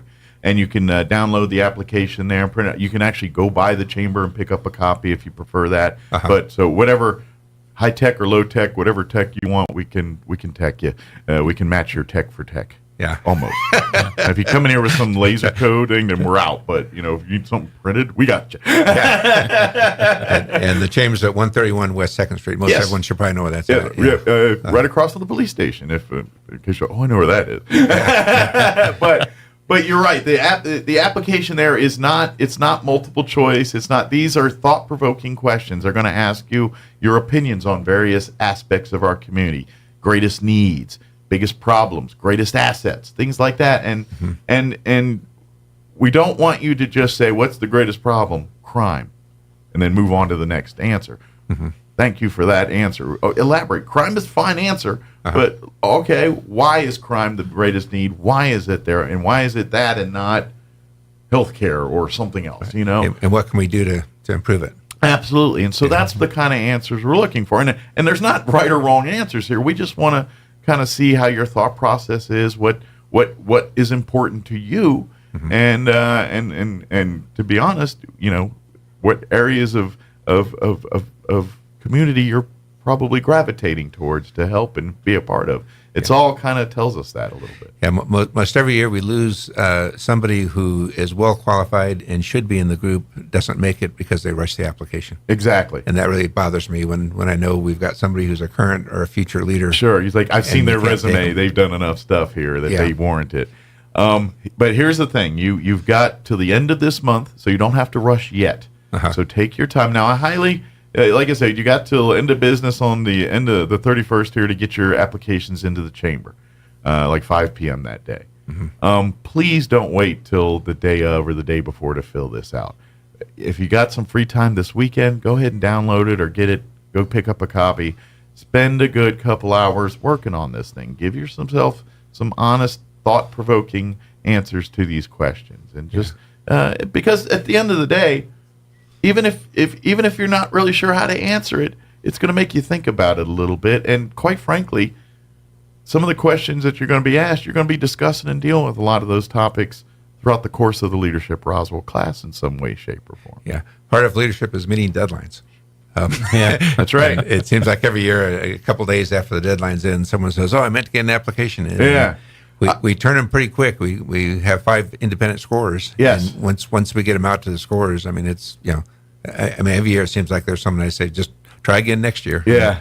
And Rick calls every single applicant that applied for the class, all 30 that make it and all however many that do not make it here. Yeah. That's one thing I know that's you were very important because you want to express your gratitude for applying and for reaching out and to wanting to be a part of this. We would love to fit more people in, but logistically it would really make it difficult to do that. It's because quite frankly, you're when you have a Leadership Roswell day, you're going to get there at whatever time, 7 in the morning, and you're going to be going and going and going till about 4:30 that afternoon. And you're going to be it's going to be a whirlwind day. You're going to, I guarantee, when you get home that Friday, you're not going out to the bar or to the party that night. You're like, what's on Netflix? And let's order DoorDash. Well, there's a lot of moving parts. I look forward to working with Brandon this year. About 2 or 3 years ago, the class in their yearbook, at the end of the class, they listed all the speakers. There's over 100 people that presented, and that's a typical year. It's a lot of lives that are being touched. I mean, the tours... I've not counted them up, but I bet you we've got 15, 20 tours. Absolutely, if not more. And so there's a lot involved with it. And at the end of the day, I know I'm exhausted. I know Brandon will be too. Well, are you excited to take on the role as class president? Super excited. Big shoes to fill with Father Yarrick. That guy was just amazing. Father amazing, Yarrick amazing. is I don't think there's a man or person on the planet that could have a 5-minute conversation with him and not love him at the end of the day. You know what I mean? That's right. You talk 5 minutes with Father Yarrick, you're like, what a great guy. Every single person. How do you not love him? Yeah, exactly. So, yeah, absolutely. But and for folks that don't know, your class president was a graduate the year prior, and then his classmates elected him to be your leader for this year's class. Because he set himself apart. He's a leader of leaders. Exactly. Yeah. When they had those sessions in there, and everyone's going, I don't know what to do. Brandon was probably the guy going, hey, here's an idea. Let's start here. Yeah. I might have been. I don't know. I mean, super humbled and thank my classmates and stuff for thinking this highly and stuff of me. And it's an honor. It's an honor to represent the class, and so I'll do the best to represent them. Excellent. That's for sure. Good deal. Well, I imagine Father Yarrick will probably be around from time to time to mentor and help as needed. Yeah, he just got back from 6 weeks in Poland. I had lunch with him yesterday. Good deal. And that's where he's from, right? Yeah. So is he visiting family and everything? Yeah, went awesome. back and good for him. And so he's on. I miss his energy, but I picked it up yesterday when he. Well, so was he gone during the fires and everything? Yeah. Well, we need him back here real quick then. Just his positive vibes and energy, and doing his thing. So. Well, and what I did, Mike, we've got 1,059 graduates, and this will be our 42nd class. Since 1983, that's how many have that's how many lives have been touched. Gone through the program. Yeah, right? and we're proud of each one of them. And like this is it's the longest continuous program of its kind in the state of New Mexico. Absolutely. And Roswell should be proud. The chamber should be proud. We're a division of the chamber. That's right. This is a program that is I guess sponsored or part of the Roswell Chamber of Commerce here. Since you mentioned that real quick, I'm going to do a quick plug. Sure. For the Alumni Association. Yeah. There's over 1,000 folks that have graduated this program. We do have a Leadership Roswell Alumni Association, and their first and foremost main priority is to support the Leadership Roswell program. Yes. They help with some scholarship monies for folks, raising funds and things like that. But they also have their own community service branch of it too, where when you hear the candidate forums that every time there's an election cycle, when we have city councilors and mayors running for races here, when you hear those, we actually do a lot of the video on our own video platforming and stuff here. Mm-hmm. That's one of the tent poles of the Leadership Roswell Alumni Program. The other big one that most people would know is their teen leadership program that they partner with New Mexico Military Institute, and they do. It's started as 1 day, then 2, and now I think it's up to 3-day program for high school juniors and seniors where they actually earn scholarship money. Some of them do. They get selected by their peers, kind of like how Brandon did here, to get awarded scholarship money, and they really do kind of a 2-3 day intense leadership style course and they get to do some of the things that like some of the folks at NIMI get to do with the confidence courses and some of those ropes courses and things that some of the team building. Yeah, some of the team building. And I'll tell you, the community really stepped up this year. There was $19,000 that was donated by the community for scholarships. I just can't believe it. And thank you to the community and all those that donated. Yeah. It really makes an impact on those kids, both the program and the scholarship. Absolutely. This could be the difference between able to do their college thing and not able to do their college thing. And it's a great program. As you know, it's in the spring each year, and Desi Aguilar's been working with it. Absolutely. And I'm sure you'll have mine when it gets close to that. Oh, yeah. When we get back in the spring here, or I guess late winter, we'll start talking hot and heavy on that one here. And of course, the other probably third thing that they're known for, which just happened here a couple of weeks ago, was their leadership banquet, annual leadership banquet awards here, where we honor leaders in our community, and we had some pretty good ones this year to honor too, as they do every year. I mean, that's literally a who's who of Roswell and Chavez County is what from your lifetimes to the ones that are just getting into the leadership side of things. Yeah, it's pretty cool. I'd written down on the candidate form we've done 28 candidate forms since 1996, and for 37 positions. Wow. It's, I don't know, 250. I didn't count the number of candidates we've asked questions to, but we appreciate y'all's support, broadcasting it live and making it available to our community. And well, that's what we do. And to me, this is the kind of stuff that our community needs and we think is important. The people that make the decisions at this level in your neighborhoods, they're the ones that you really need to understand, and because they're going to impact your life on a daily basis much more than even a president would. It's sexy and fun to hear all, but decisions coming out of city council and Chavez County government and those things are going to impact your life much greater than something a president will do. And that's really where the program works. Yeah. I mean, whether you want to go to visit FLETC, whether you want to go to the university, the institute, the hospitals, I mean, there's, everyone always steps up every year. Sure. And by the way, we've had many mayors, city councilors, yes, school presidents, fire chiefs, police chiefs, yeah, sheriffs, under sheriffs, soon to be sheriffs. I shot the sheriff. No, I'm kidding. But really, if you look at like the community leaders, Leadership Roswell has probably impacted 99% of the individuals in some way, shape, or form. A couple of forms ago, we had 3 graduates up on the stage answering questions, and I always get proud of that. Oh yeah, exactly. Yeah, I remember that city. I was like, there's Matt. 2 of them running against each other. It's really kind of hard. That's kind of like Rick said. Good luck. I'm rooting for you. Good luck. I'm rooting for you. You got to say it to them. Very neutral. But take the time, think about this. Go download the application.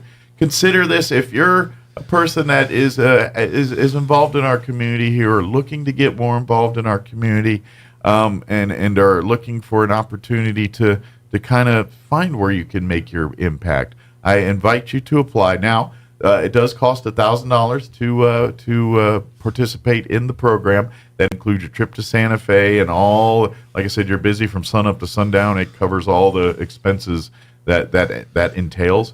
I know if the money is a hurdle here on the application, if you do need financial aid for that, check that box, and we'll be happy to help and assist financially with any of that way we can. I know a lot of times if an individual goes through it, their business or their entity that they represent will cover the cost of that, but that's not always the case. And so if you're needing assistance there, please don't hesitate to check yes on that application, and we'll be happy to see what we can do to help ease that burden a little bit. We don't want to miss a single student for financial reasons. Yeah, this program is too good and too important to allow dollars to be a hurdle is the thing that stops someone from being a part of it.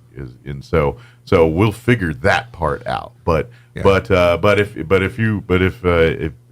that doesn't bulk, please fill out, get the applications turned in. Like I said, we will get more than 30 applications. That it happens every year. It's the program, because it's been around since 1983. It does have a track record. It does have a little bit of a following now. People are now aware for a long time the value of this program. So it is a popular program. Nonetheless, do not let that discourage you from applying. We want to get everybody in, but I guarantee you, if you take serious thought to these questions and fill them out and give us some good feedback on that. And Rick did mention, and I should enhance this because I ain't gonna lie, I think this helped me get in. If you know people, connected people, various community leaders and things, don't hesitate to ask them to write you a letter of recommendation. Most are very familiar with it and are probably, oh yeah, no problem, I'll be happy to do it. Me being a DJ, and I get to talk to a lot of people. So I had the mayor, I had the vice president of the college. I had like a half dozen or 10 different people. So it took 2 hands. And you know what? Do that. This is your chance to brag. Let them brag on you. Let them. You're selling yourself here, so don't hold back. Don't be like, well, I don't want to, put my light under a bushel here. Or I want to be. Don't be humble. No, don't be humble in this particular moment. Sell yourself to us. That way, you've put everything in there that so when you get in, you get in. If not, we tell you, sorry, but it was. Please apply next year. It's going to help much more that you got a better chance. The other thing with what you're explaining is I'm sure there's listeners that know someone who'd be a good candidate. Yeah, absolutely. It might be one of their employees. It might be one of their friends. Recommend. Because when we sit there, the first class, we have 30 students. I've never done this, but I've always been tempted to go around and says, "Why are you here?" Because some of them they hear on the radio. It's in the newspaper, but most of them have a relationship with somebody who's been through the program. Absolutely, word of mouth is the best marketing tool. The internet has not beat word of mouth yet. It just has not. So somebody listening may have a family member or a friend or something that they think would bother an employee. Yeah, and to be honest, that's also the best selling point because they trust the opinion of the person they're talking to, and so they're going to put much more weight on that, even more so than like the three of us sitting here talking about it right now. And the first day of class, I look around the room and I say, most of you don't know what you're in for. Right, but when we get to the last class and Brandon's class, when they check the program exceeded, met or didn't meet, it's usually 90% exceeded. Absolutely, and so whatever we're doing, and again, it's a team effort. Absolutely, and it was the same when I went through it, so I know exactly what you're talking about. Right, it'll be the best money you spend. I mean, the experience you get out of it, and the training and the knowledge that you get coming out of it. Sure, I mean, light years ahead of where you would be. I mean.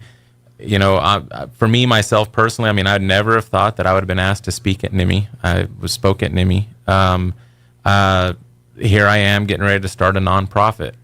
Never would have thought that, you'd ask me even just 2 years ago if I'd have been doing this. Never would have dreamt of it. So, it's led to opportunities. It's going to lead to a lot more in the future. So, without a doubt, it's the best you'll do. Absolutely. Like we were saying earlier, a lot of people running for office in here. If you have aspirations to be a public servant, this is 101 class for you right here, Leadership Roswell. Because you're going to learn through the different pillars of this class that we were talking about. You're going to learn. You're going to see. How, and to be honest, it's going to make you a better public servant. Especially when you get at this local level, at city and county government, we all come in with the fire and passion, but maybe not all of the knowledge of we need better roads. Wonderful. Then you get in the meeting, how do we make it better roads? You know what I mean? Yeah, so I think the Leadership Roswell program actually helps. Okay, what's next? Yeah. All right. Now that I want better roads, what's the path to get better roads here? And that's kind of like you said earlier too, Mike. We all have comfort zones. Yeah. And as Brandon said, really to take our gift sets and push ourselves, we need to push ourselves out of our comfort zone. Absolutely. If we're going to accomplish what we need to be accomplishing. Absolutely.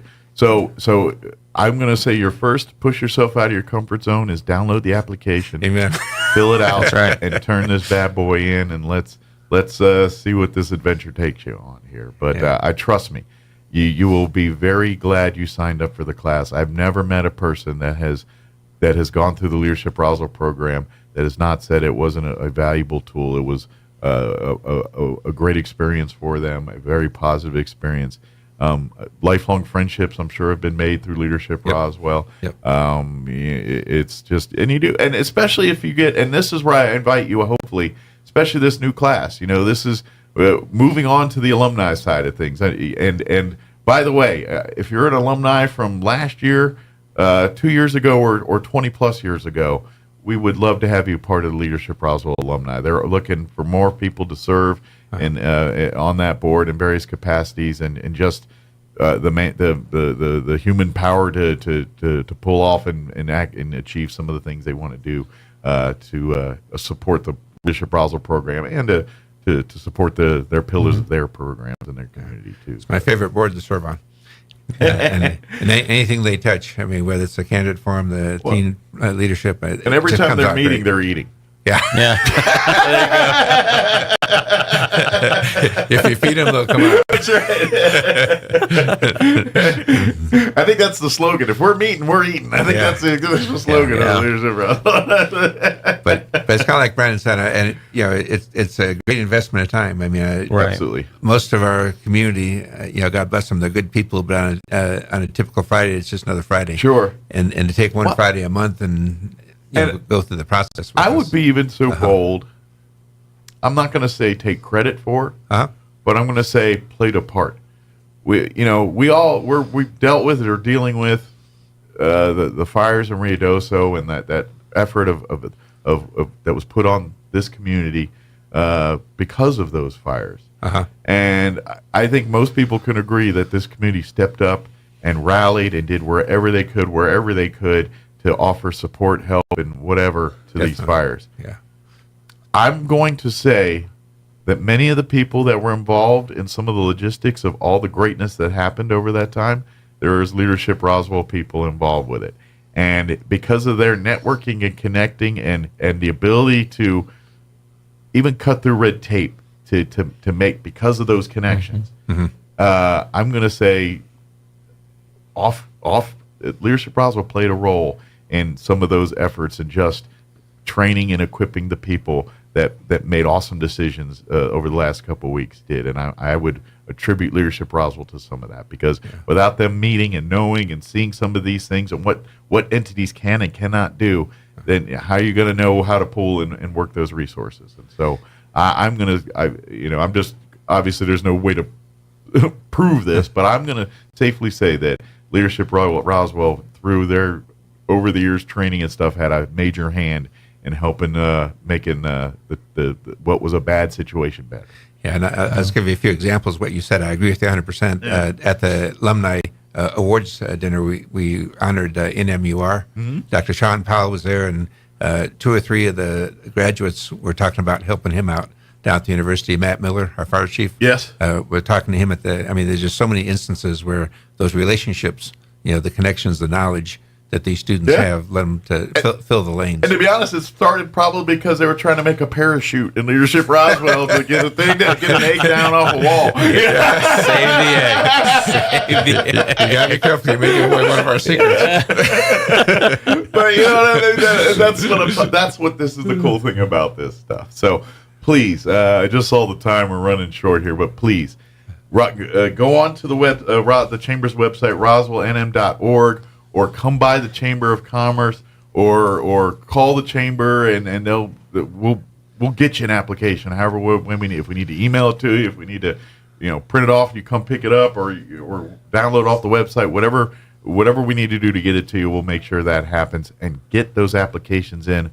But before the end of the month, July 31st, 5 p.m., I believe is on a Wednesday, yes. Drop dead deadline to get your applications turned in for this class. They can call me also if they want at 625-2000. Yeah, and if you have any more questions, please feel free to reach out and talk to the Chamber. And we can get a hold of Rick to reach out to you if you have any other questions to answer. Yeah. If you go to the Chamber, you'll see these purple brochures that really explain most everything we talked about here, and I might have added a few caveats. You've got some here. Yeah. But I invite you to pick a copy up, take it home, and read it, and learn a little bit more if you're looking for more information there, too. Yeah, and we're already getting applications. Good. So, the advice that you've given, that we've given, is very important, but why not go ahead and fill it in and get it in early? Sure. Yeah. Don't wait till 5 o'clock. Save some people some. Because we are the land of manana. We're always, as long as I've been here, we've been the land of manana. People like, I ain't gonna worry about that's not till next week. I'm not gonna worry about that till next week. Yeah. Don't do it. It makes every time we get a day or two out, and we're like, I don't know, man. We get enough, and next thing you know, this flood comes in the last day or two of these things. Yeah. Help some people out. Get it filled in, so maybe the last week we're not getting a complete flood of those. Maybe, flood them next week or something like that. Yeah. Good deal. Well, thank you guys. We appreciate it, and we'll get you. We'll get you. I think we need to get you back in as we get closer to the deadline to hit the procrastinators. All right, procrastinators. Now it's your turn. So, and we appreciate all you do, Mike. Anytime. I enjoy listening to you. every day, and you just do a great job. Well, thank you. Some days are better than others. there's good day and better days. That's right. Absolutely. It is 7:55. Let's do this. Let's go ahead and get you up to date with local news. And then after that, your Chaves County Sports Update brought to you by DSI. That's coming up next. Don't go away. Expressing confidence the Fed's tightening campaign worked. Powell pushing back on the idea that the Fed's decision would be swayed by the November election. He said any decision on rates will be well grounded in the data. PepsiCo earnings today. Analysts targeting revenue up more than 2% year over year. PepsiCo stock slipping in 2024, down 5% since January 1st. Delta expected to report an increase in quarterly revenue with today's earnings update. Demand steadily climbing since the first of the year. Still, profits forecast down more than $250 million from a year ago. Delta's stock trading at $47 a share. Please join Lou twice each weekday for the Lou Dobbs Business Report right here. Business news you need to know. Keep listening for more. This is the Lou Dobbs Business Report. Janine Pirro here for Colonial Metals Group. Colonial Metals Group helps Americans protect their future with the most trusted store of wealth in human history. Physical gold and silver. If you're retiring or retired, go to colonialmetalsgroup.com/Pirro for your free Janine Pirro Colonial Metals Group Retirement Protection Kit, or call 800-965-8004. 800-965-8004 now to receive a free home safe and up to $7,500 in free silver. Hi, everyone. This is Melanie from Glenn's Furniture. When was the last time you looked forward to sleep? Let's be honest here. You know a restful night's sleep has more health benefits than you consciously think about during the day. Here at Glenn's, we carry Serta mattresses, and they've been in the business for more than 90 years. Choosing one can be hard, but I want you to know we have your back. Come see us at Glenn's on the corner of Union and Alameda in Roswell, where delivery is free since 1953. Summertime fun is almost done, and you know what that means. Oh, back to school. Roswell Honda's Back to School Bash, Saturday, July 27th from 10 to 1. Register your kids now for the free backpack giveaway. Then join Roswell Honda Saturday, July 27th for free hot dogs, ice-cold Pepsi products, plus face painting, snow cones, jolly jumps, and prizes galore. But that's not all. Roswell Honda will be giving away backpacks chock full of school supplies. Spaces won't last, so sign up fast. The Back to School Bash, Saturday, July 27th at Roswell Honda, 2177 West 2nd. At Anderson Bethany Funeral Home and Crematorium, we honor and pay tribute to the achievements of your loved one by celebrating the life you shared together. Anderson Bethany Funeral Home and Crematorium is compassionate and cares about our local community and the families we serve here in southeastern New Mexico. Locally owned and operated, we will be here to help you decide how to celebrate the bond you've shared and pay tribute to the unique individual you've lost. Visit us at 2609 South Main in Roswell or call 622-5888. Here's a Mornings with Mike Winters fun fact.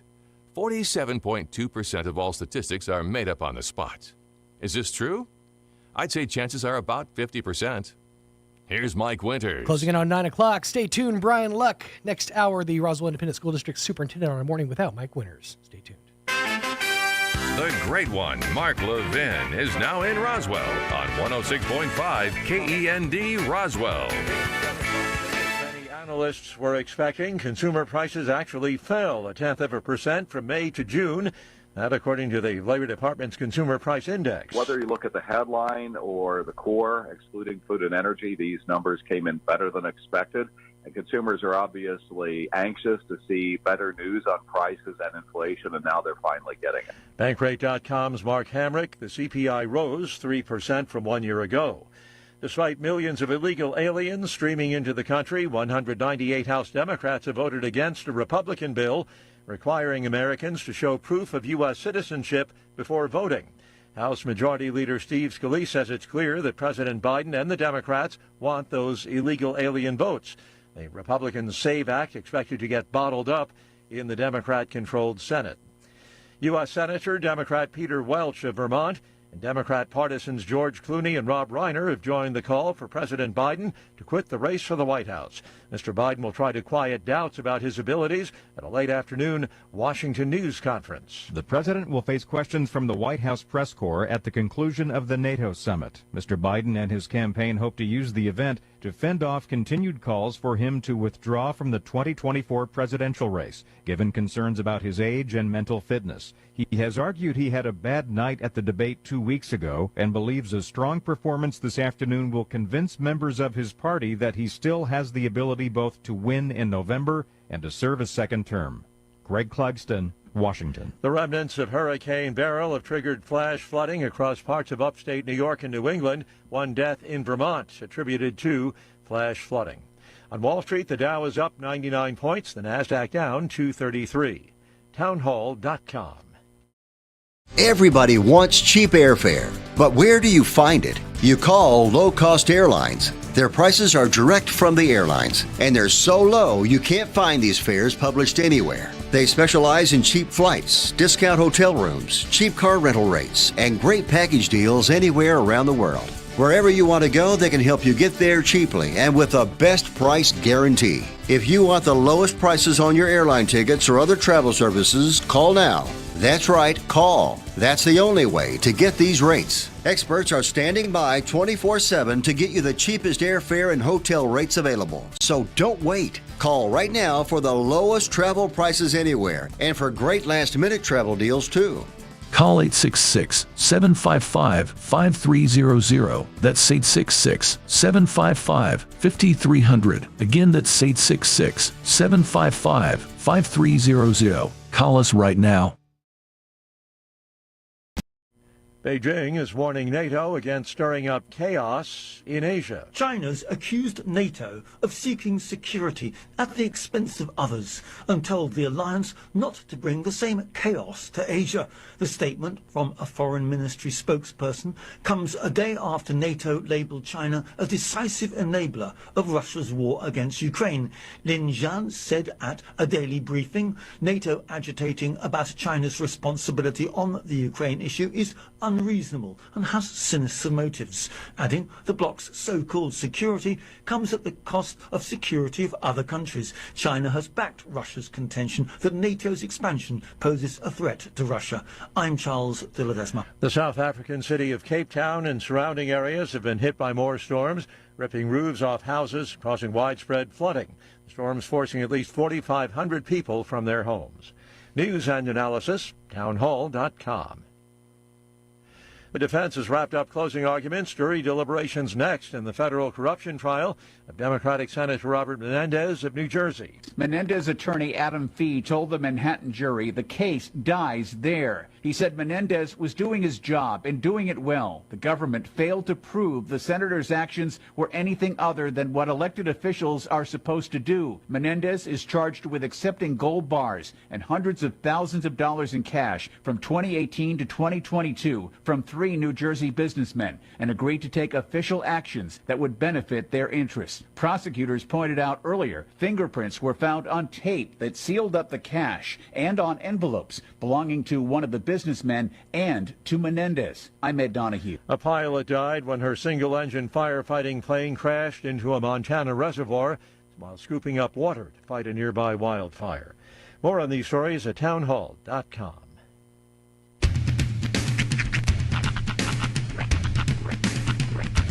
What in the wide, wide world of sports is going on here?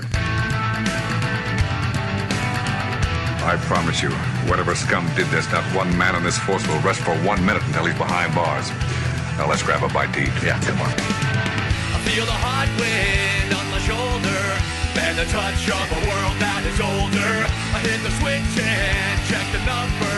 I leave it on and then I slumber. I hear the rhythm ringing through it. Flamenco guitar and cumbia music. I hear the talking of the DJ. The demolition, what does he say? I'm on a Mexican radio. I'm on a Mexican world radio. Broadcasting live from high atop the J.P. White Building in downtown Roswell, New Mexico. It's Mornings with Mike Winters on 106.5 Roswell's Talk FM. Is that what I sound like when I talk? Now, here's your host, Mike Winters. And good morning. 6 minutes after 9 o'clock. Welcome to hour number 3. Tracy Of the Morning Without Mike Winters on 106.5 Roswell's Talk FM. Happy Thursday. Mike Winters out. He'll be, this is a travel day for Mixmaster Mike. He'll be back in the saddle once again tomorrow morning. But Mike and Kim returning from their concert. I won't even say just a concert. It was an experience. The little video that I saw, it was kind of grainy, but I'm pretty sure one of the kids from the block, you know, the kids, one of them came down and actually was in the crowd singing. And I couldn't tell which song it was, but I could hear a whole lot of what I can only imagine are 45 to 65-year-old women going, woo! Mm-hmm. That's you tend to get that a lot in public spaces. I cannot wait until Justin Bieber becomes an old man. Yeah. When he's 50, 55. All those little girls that were screaming, are they going to follow him? Are they going to is he going to show up on the Today Show in 2045? They still do it for the Backstreet Boys, so, Yeah, that's true. Yeah, it'll be interesting to see what happens when Biebs grows up. But Mixmaster Mike back. But are the new kids on the block, are they still, relevant? Handsome? Well, I mean, they're not bad looking. They've got access to, obviously great skincare regimens and whatnot, but one of them's a Wahlberg, dude. Think about that. I mean, one of them has that. Oh, are they? It's Donnie. It's Mark's older brother. Donnie? Donnie Wahlberg.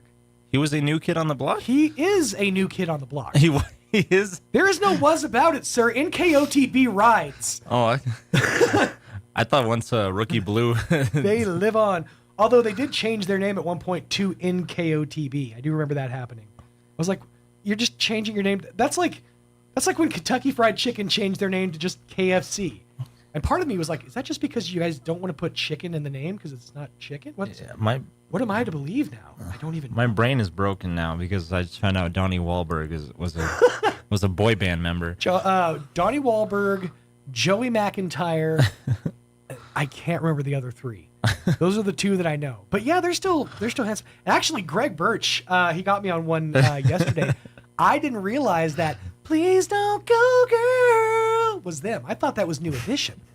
Turns out that was them. And that's one of those songs where right in the middle, and this was such an early 90s R&B thing to do. Mm-hmm. Right in the middle, everybody in the background would just go, and then the lead singer would go, "Baby, I know I did you wrong. We've been through a lot these last couple of years. Don't leave me. Don't walk away. I need you." Ooh. Yeah. It's always that weird transitional thing. Well, that's basically Motown. That's or doo-wop, one of the two. Yeah, and one of the only bands that was able to pull it off.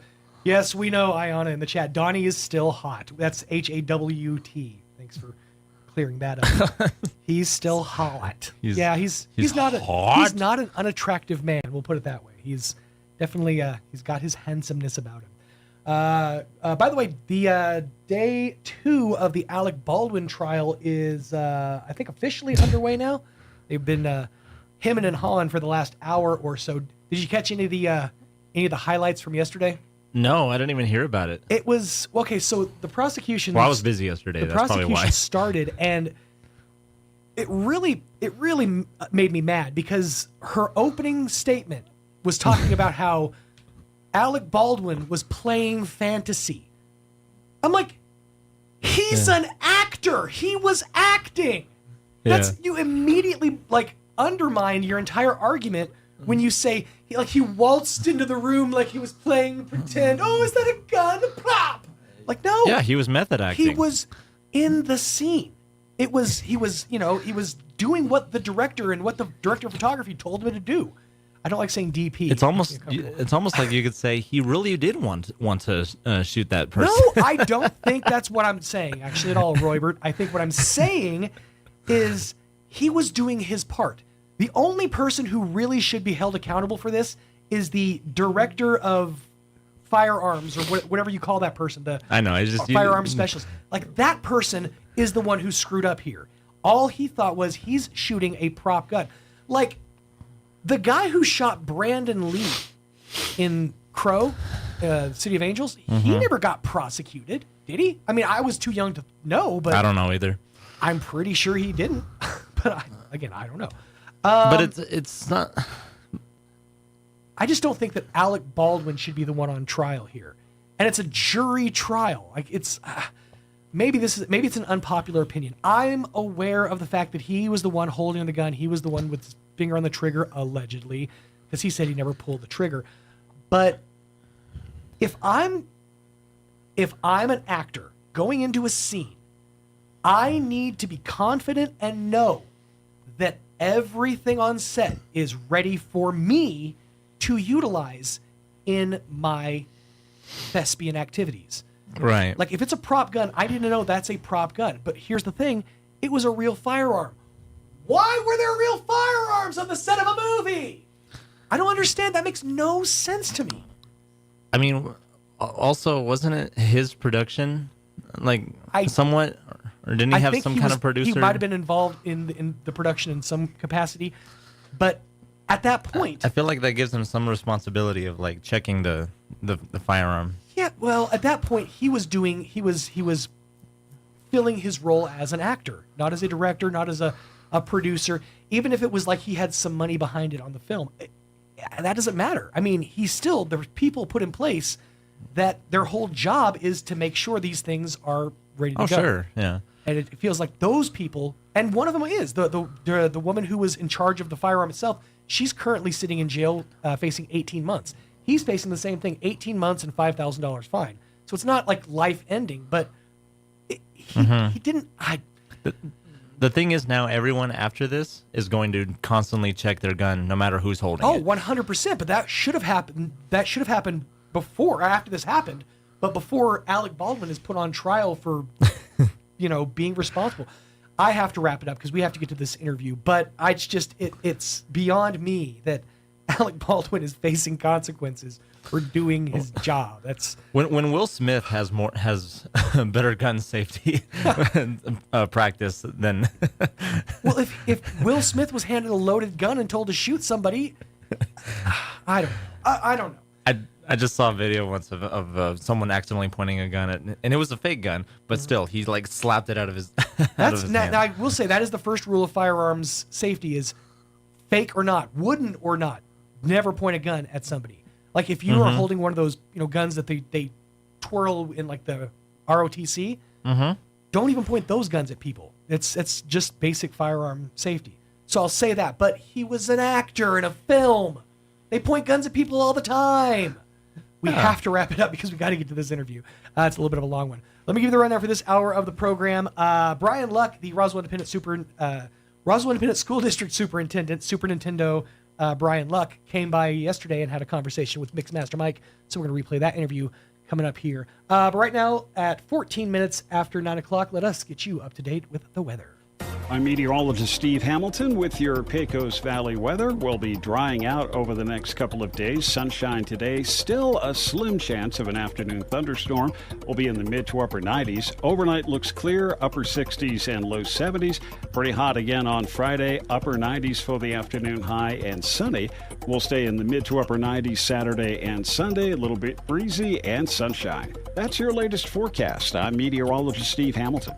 Thank you, Steve. By the way, Ayana checking in the chat. The guy who shot Brandon Lee was not prosecuted, but the filmmakers were sued by the deceased family.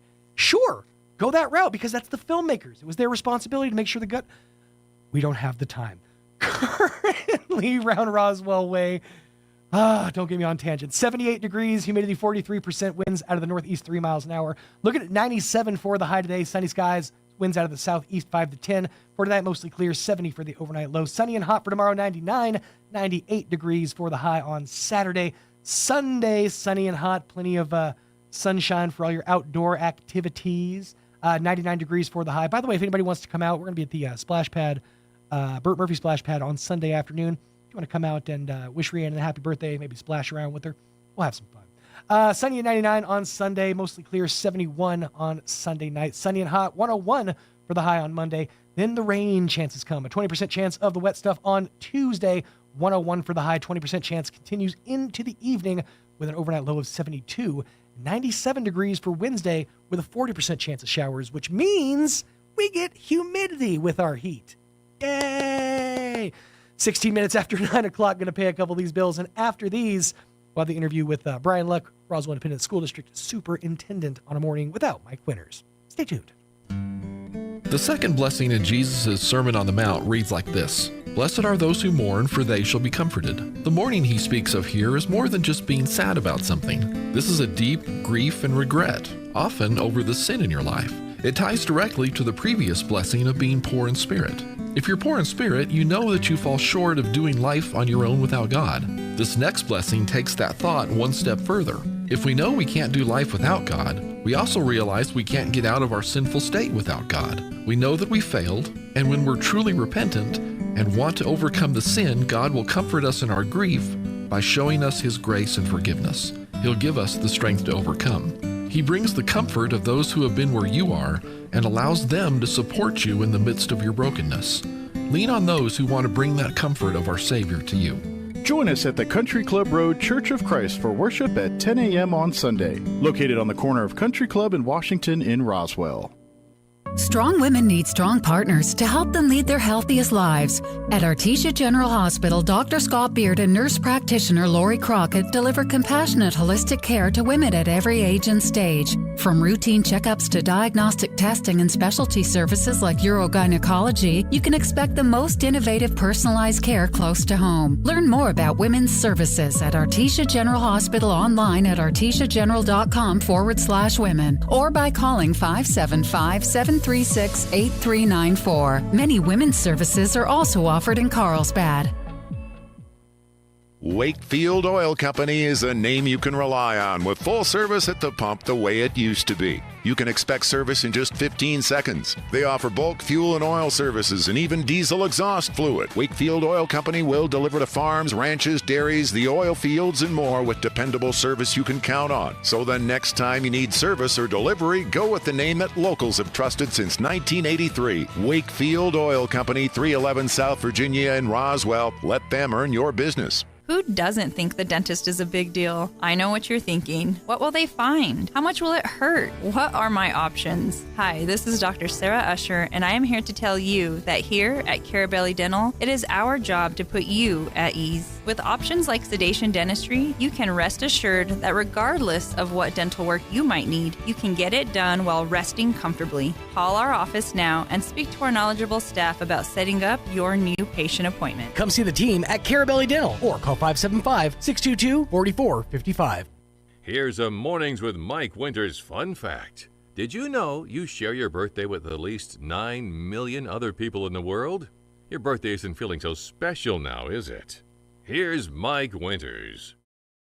Good morning. It is 20 minutes after 8 o'clock, and joining us in studio this morning, Superintendent for the Roswell Independent School District, Brian Luck, back with us. Good morning. Good morning, sir. How's your summer going?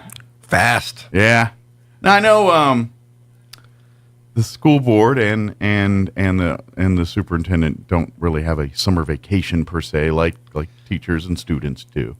But I imagine at the same time, there is a less downtime. 9 to 5-ish, I got to be at the office at a certain time. There's a little more flexibility there, I'm guessing. Right? There's a feel. And it's nice. When I went from the classroom where I had lived my whole life, being off in summers to a 242 employee, I was pretty puckered up. I wasn't really excited about it, but it is a different vibe.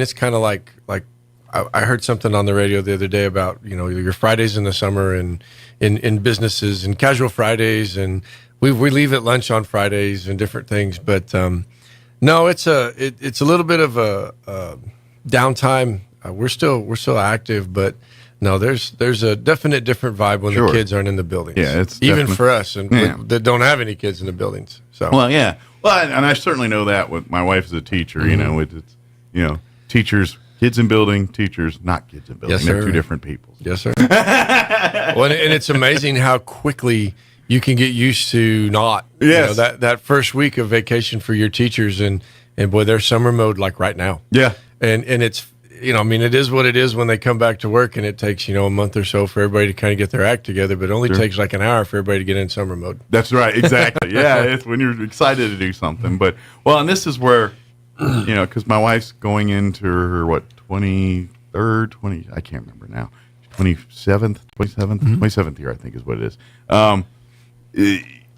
She's that prepper type. She, the moment she gets the key from her principal, she's usually in the classroom doing something. Yes. I mean, that's just how her brain is, and she'll literally spend all day doing that, and then when it's time for her to actually be there doing it, that stuff's done, and she's just working on lesson plans and paperwork.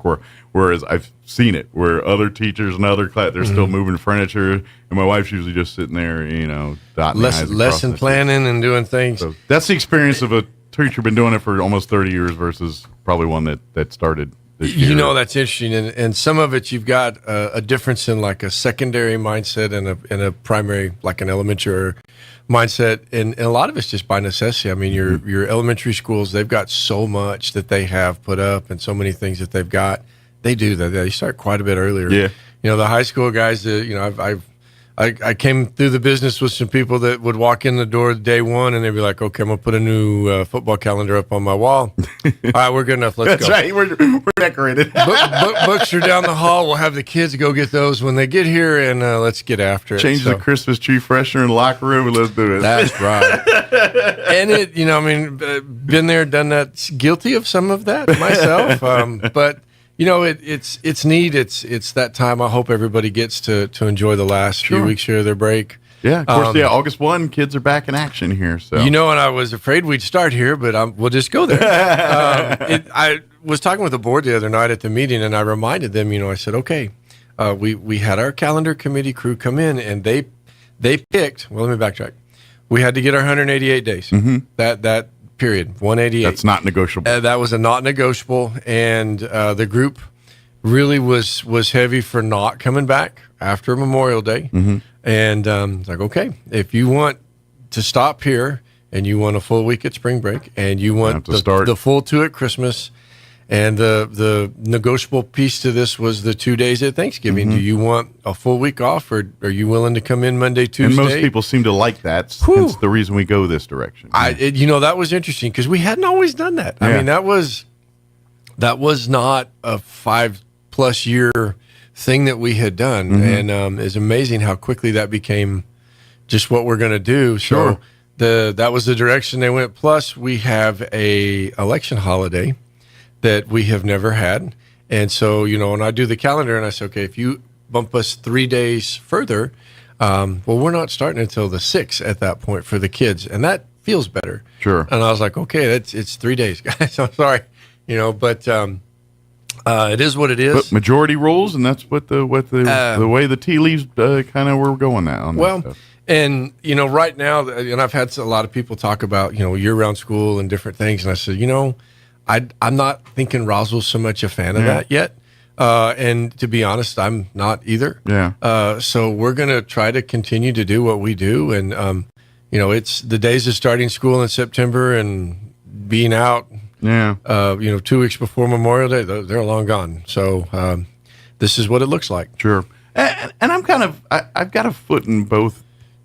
Like, sure. I mean, the summer, the tradition, like all that too. But at the same time, I do see the positives of saying where you take more smaller breaks and goes to school year round. I can also see the benefits of that too, where I don't know which one's better. I have no idea. I'm not hardly qualified to decide something like that. I don't know. I haven't done a lot of work in that. Just like I said, just because I personally am not really a fan. However, if the research showed, and if somebody came down the line and said, "You shall," we'll get after it. Then you got to do it, right? I do know this. I know we've tried some things in the past here in Roswell, like laid in on a Wednesday at the high school, so that we could do some prep stuff for a couple different things where we're going to take this small amount of time off or that amount of time so that our teachers can do some training.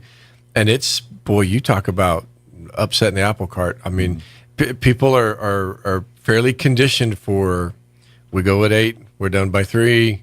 It's every day. Institutionalized. Get that, but you're in the routine. Yeah. Whew, that one, I'll be very blunt. I mean, a year-round thing would take a lot of, it'd be a huge community effort on that. And I could see where it makes sense from their perspective too, because teachers, especially the younger age kids, it's all about routine, patterns, getting them to know all of that, and anything that challenges that, they're not going to be for that, and that makes sense because that's, especially those early years where you're trying to get the most, fundamental stuff in them. A lot of it's about, all right, it's time, that's why when the teachers do the class, talk, that's all teaching them patterns and things so they know what to do when this moment hits, and all Well, that. It's interesting. You brought up your wife a second ago and how long she's taught. That'd be a tough sell too. Yeah. I'm sure she would not be a fan of it. Well, I'm not saying her specifically, but though they're professionals first and foremost. They know their craft, and they've got a really good idea. And I know a lot of times, you get conversations, and I've heard it, I've said it.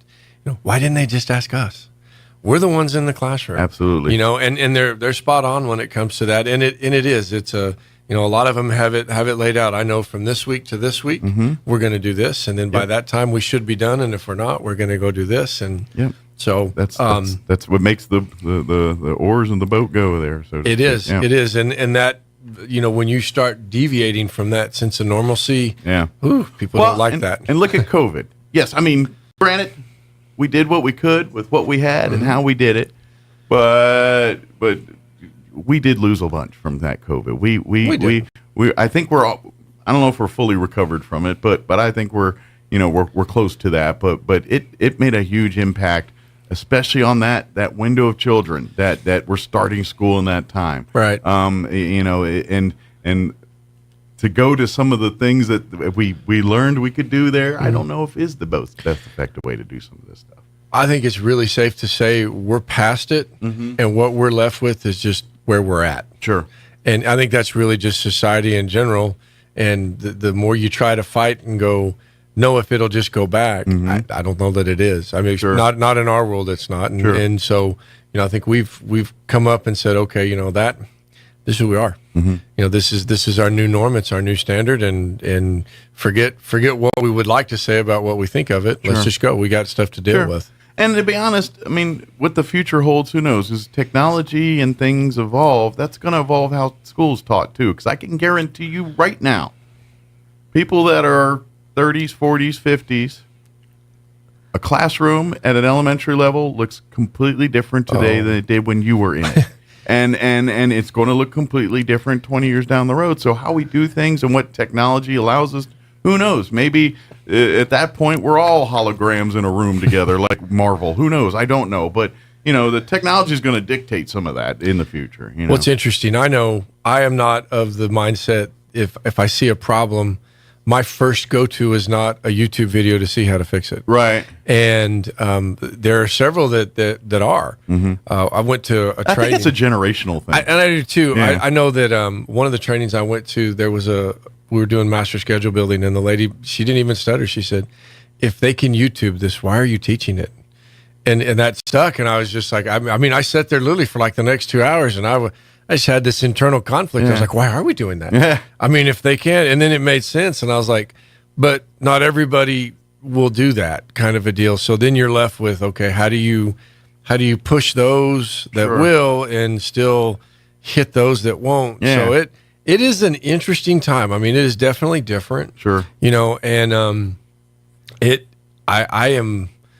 it'd be nice to be around down the road, years from now, just to see what an elementary classroom looks like 20 years from now. Well, and I think, we're going to be challenging, like you said, the people have been doing it 30, 40 years at this craft.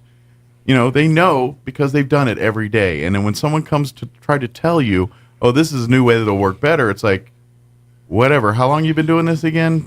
2 years, 5 years, or what? You know what I mean? And And here's the thing: both are right. Right.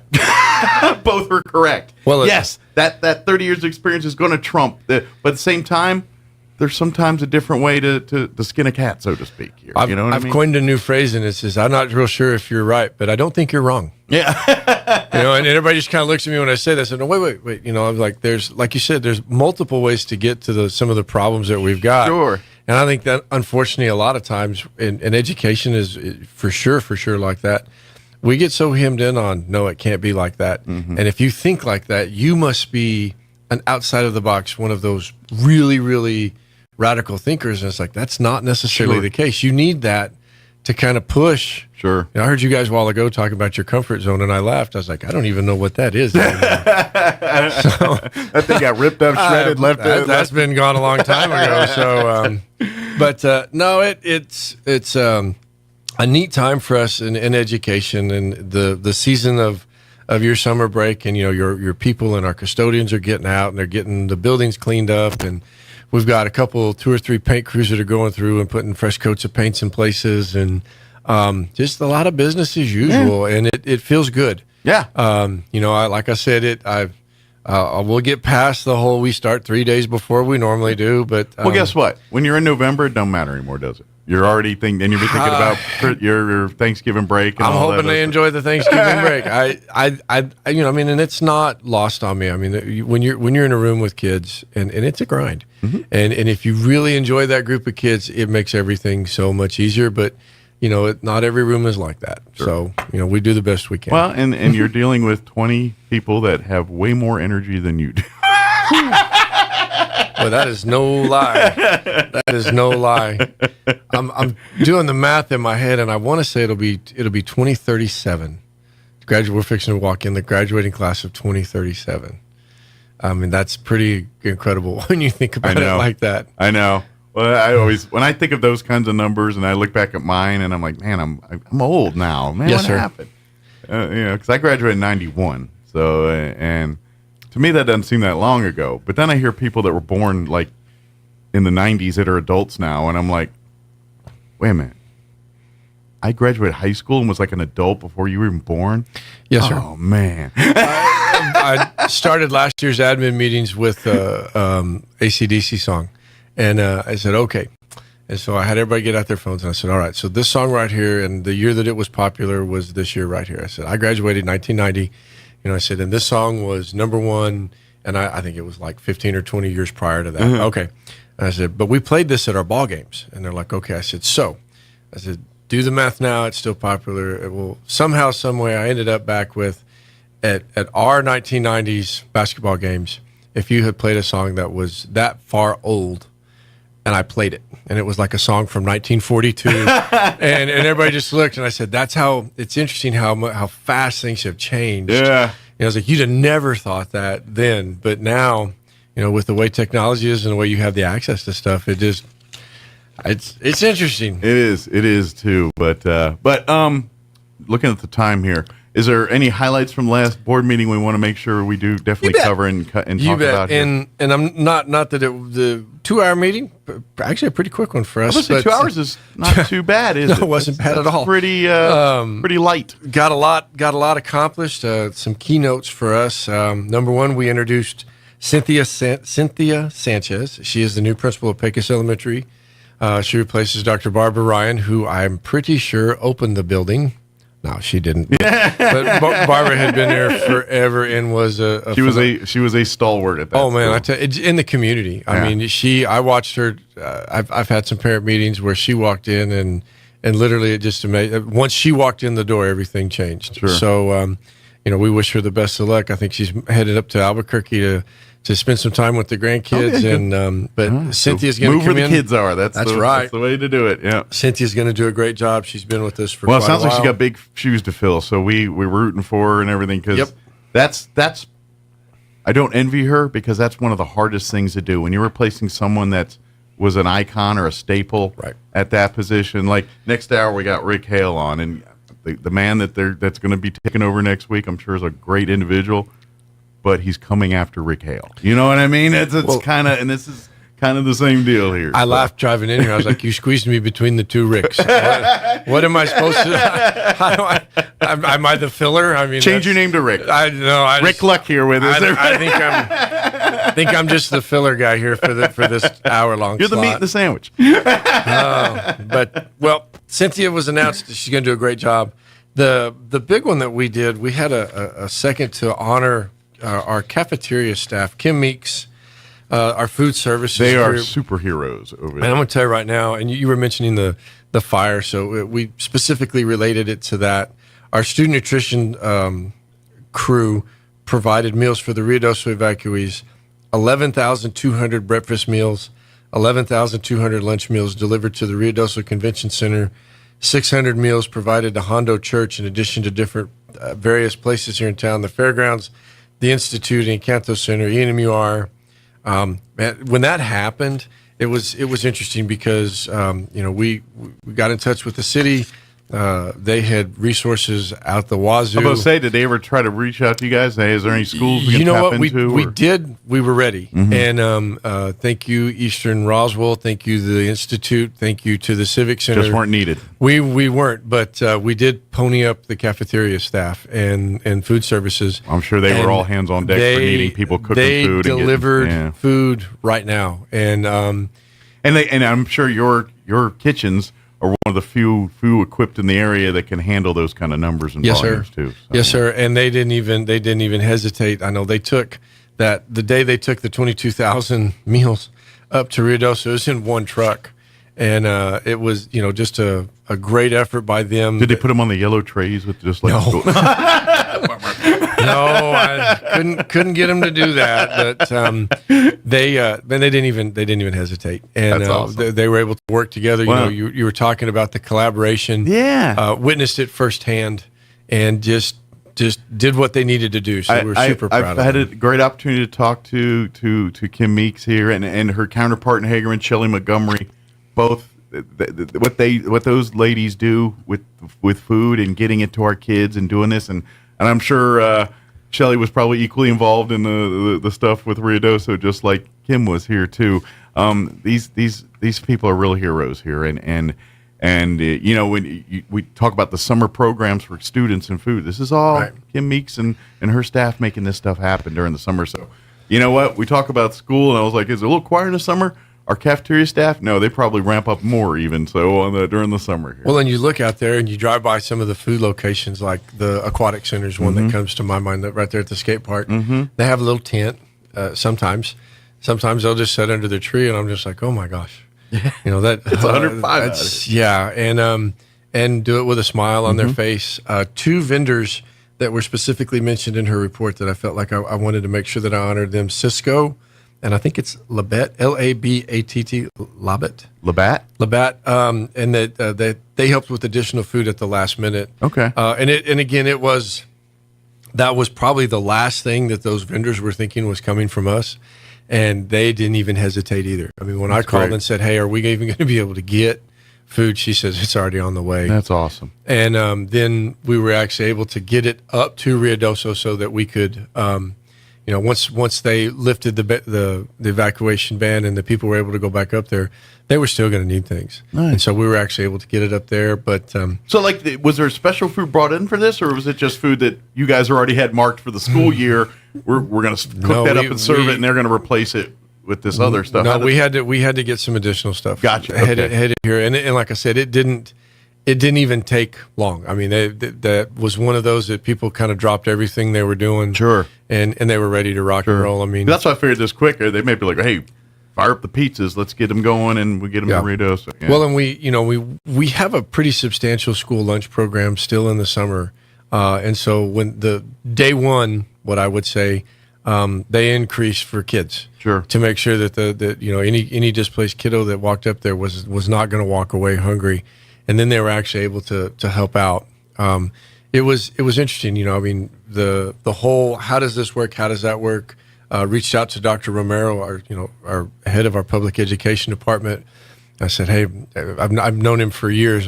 Doc, hey Doc, how does this work? And he said, well, hang on, I'm with the governor. And I was just like, yeah, I say that all the time. And so we called back in a little bit, and we got everything worked out. But it's a bad situation, and the town it stepped up tons.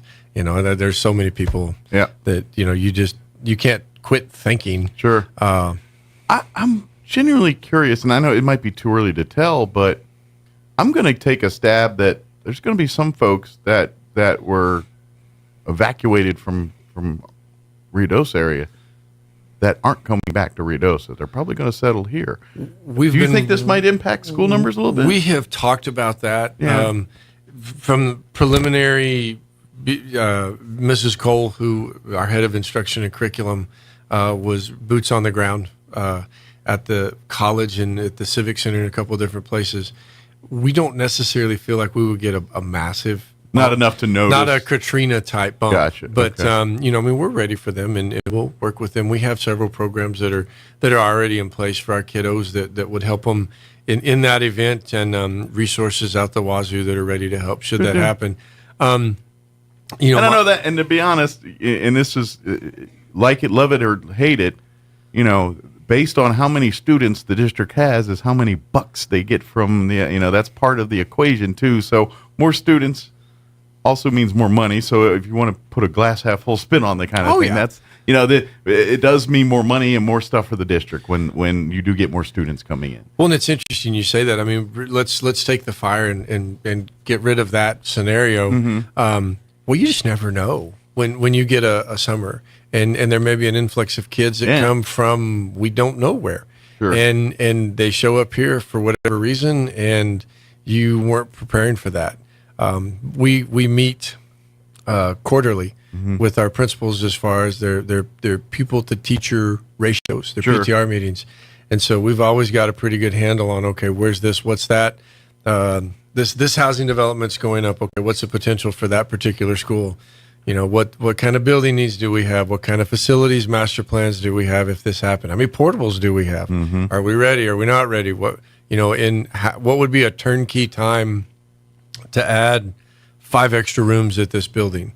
So I work with a phenomenal group of people that everyone has a little different piece and a component that they have to worry about for that, and it makes it so much nicer for me. I mean, I don't have to be. That's their jobs, and they keep me in the loop. You can rely on their expertise. It kind of flips. They keep me in the loop until we have to make major decisions, versus I'm keeping them in the loop on some of that stuff. Sure. So I really appreciate that. And at the end of the day, that's where, as superintendent, you don't know how to make the sausage in every facet of the school district, and that's where you got to rely on the experts. Say, hey, this is what our turnaround, this is what I recommend, and then you look at the other logistics and say, you know what, that jives and it works out in the big plan. Let's do it that way. When you piece it all together, so we've got our vacancy list. That was one of my presentations the other night that we gave. Give or take, total vacancies 101. That includes coaches, cafeteria staff, substitute teachers. But we're looking. Is that average on average? Actually, it's a little lower. It's a little lower. Okay. We're running. Yeah, there's been some years where you guys were really needing teachers here. Yeah. Yes, and then we've got roughly about 38 certified. What I would say that would be like your teachers. Gotcha. Vacancies right now going into it. I have several of my elementary schools that have 0 vacancies. To the best of my knowledge, I have none of them with 3 or more. And my largest school in town, which would be Roswell High, has the vacancy rate of 6 right now. That's not for bad. Certified teachers, which is pretty good considering they've got close to 75, 80 teachers. Yeah. Do you get an influx of hires at the end where there's just teachers that were, I don't know, weighing their options and then finally say, yeah, I'm going to commit here or commit there? Is that a thing? Or no? We do to a point. When I first came on board, I was fortunate to be the recipient, and I say it like that. Mm-hmm. We had a little bit of money that we were able to do a pretty good raise on our own. And then the year after that, the state comes in and says, thou shall. And so it was basically doubled from the when I first came in before the first raise happened. And then in the last year, we had another small bump. But it's been substantial as far as a lot of our teachers are like, you know what, I can do 5 like that. If that's going to be, this is what it's going to look like down the road, or people that will move in and, well, I was going to work in this district, but holy cow, look at your salary. Mm-hmm. And we'll get a lot of that. We put a freeze every year, give or take, I want to say it's like 25 or 30 days out of the start of the year locally. Gotcha. Where you can't move back and forth. So you can't play that game. This year it was July 5th. So after July 5th, if you're in a building, unless it's a promotion, you're staying in that building. Gotcha. So makes sense. It helps. But I know, because that's the thing, because teachers, it's a competitive. Law enforcement and teachers, they hire from each other all the time, because it's where's the grass always greener, and they play that game all the time with those folks. So I didn't know if that was a thing that you guys had to deal with. Right now, the only greener grass is in Carlsbad. Gotcha. And we go back and forth with them. I think we were a year and a half ish where we were above them, and then they came back in, and it is. I mean, I've got some family that work in Texas right now, and it's. I mean, when I say $15,000 to $20,000 difference, I mean it. It's so. And just from my own personal experience as a guy in my 50s, money isn't always the best. Like, I know a lot of people, money and all that, but sometimes taking less money for a better work environment is, for your own sake and mental health and overall happiness, is probably the better way. I'm just saying, so if you're ready to bolt to Carlsbad, I'm like, yeah, but what are you leaving for something that may be worse? What who knows what you're running into down there? And that's when you meet a boss that you don't get along with, next thing you know, your job, you're making more money, but every day you're coming home and bending the ear on your spouse all the time. I think of where it's really helped us is our group that would hit the maybe the 23, 24, 25 year mark that could theoretically leave at 25, but they did the math with their retirement planner, and when they sat down, they were just like, okay, wait a minute, say that again, say that number again. Yeah. If I stay to here, and a lot of it is just that means it. And one of the things that we're hoping that we get out of that is, there's no substitute for a veteran that has been in the room, that knows what they're doing. That doesn't mean that because when those weird situations hit, they're the ones that are the calm in the storm. Well, and they you're in a crapshoot kind of with a new teacher. You may get the biggest diamond in the rough. Sure. But statistics show that usually if you could keep this one here, that's always the better option. Sure. There'll be a time and a place for the other one. And that's really where that salary has and the young teachers, you need that, because that brings the energy, excitement. It pushes the envelope to better education for us up. But at the same time, you need the veterans that say, that was a fun concept, but this is how it really works in the classroom. Right. And they can delineate and differentiate that for the young teachers out there. Well, it's helped out quite a bit. Sure. And I know, looking at like our HR department, I mean, we've had a pretty smooth summer as far as that goes. It's always pretty busy, getting a person onboarded and doing things. I was talking with a lady that applied to be an EA literally, I think it was Monday. And she walked in, she applied, they took her in, they set her down on a computer. They had a little bit of time in between an appointment. Hey, you passed, come here, fill out your background stuff. So, I mean, we're miles ahead of where we've been as far as getting people onboarded.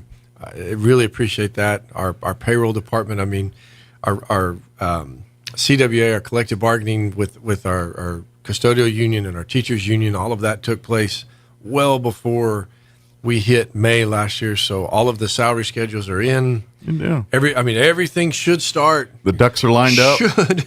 We just got to wave the green flag for it to go, pretty much. Boy, that's a good one. I'll bring a green flag. But a lot of the little things that stepping back and you go, well, that's not that big of a deal, but boy, it is a big deal to some. Yeah. We think we have, taped up all of those particular spots. So address those issues and we've had years where we've still been in negotiations into, October with the unions and you say, well, what difference does it make? They're going to get their pay. It's retroactive, blah, blah, blah.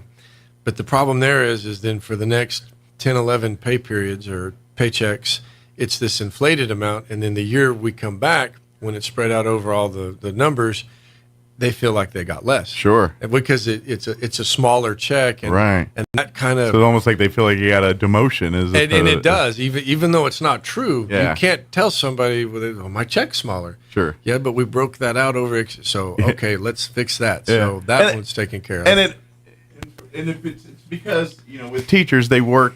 they get paid over 10 months. That's why it's like this, and that's why. So if you don't have a job where you work this doesn't probably resonate with you, but for teachers, it does.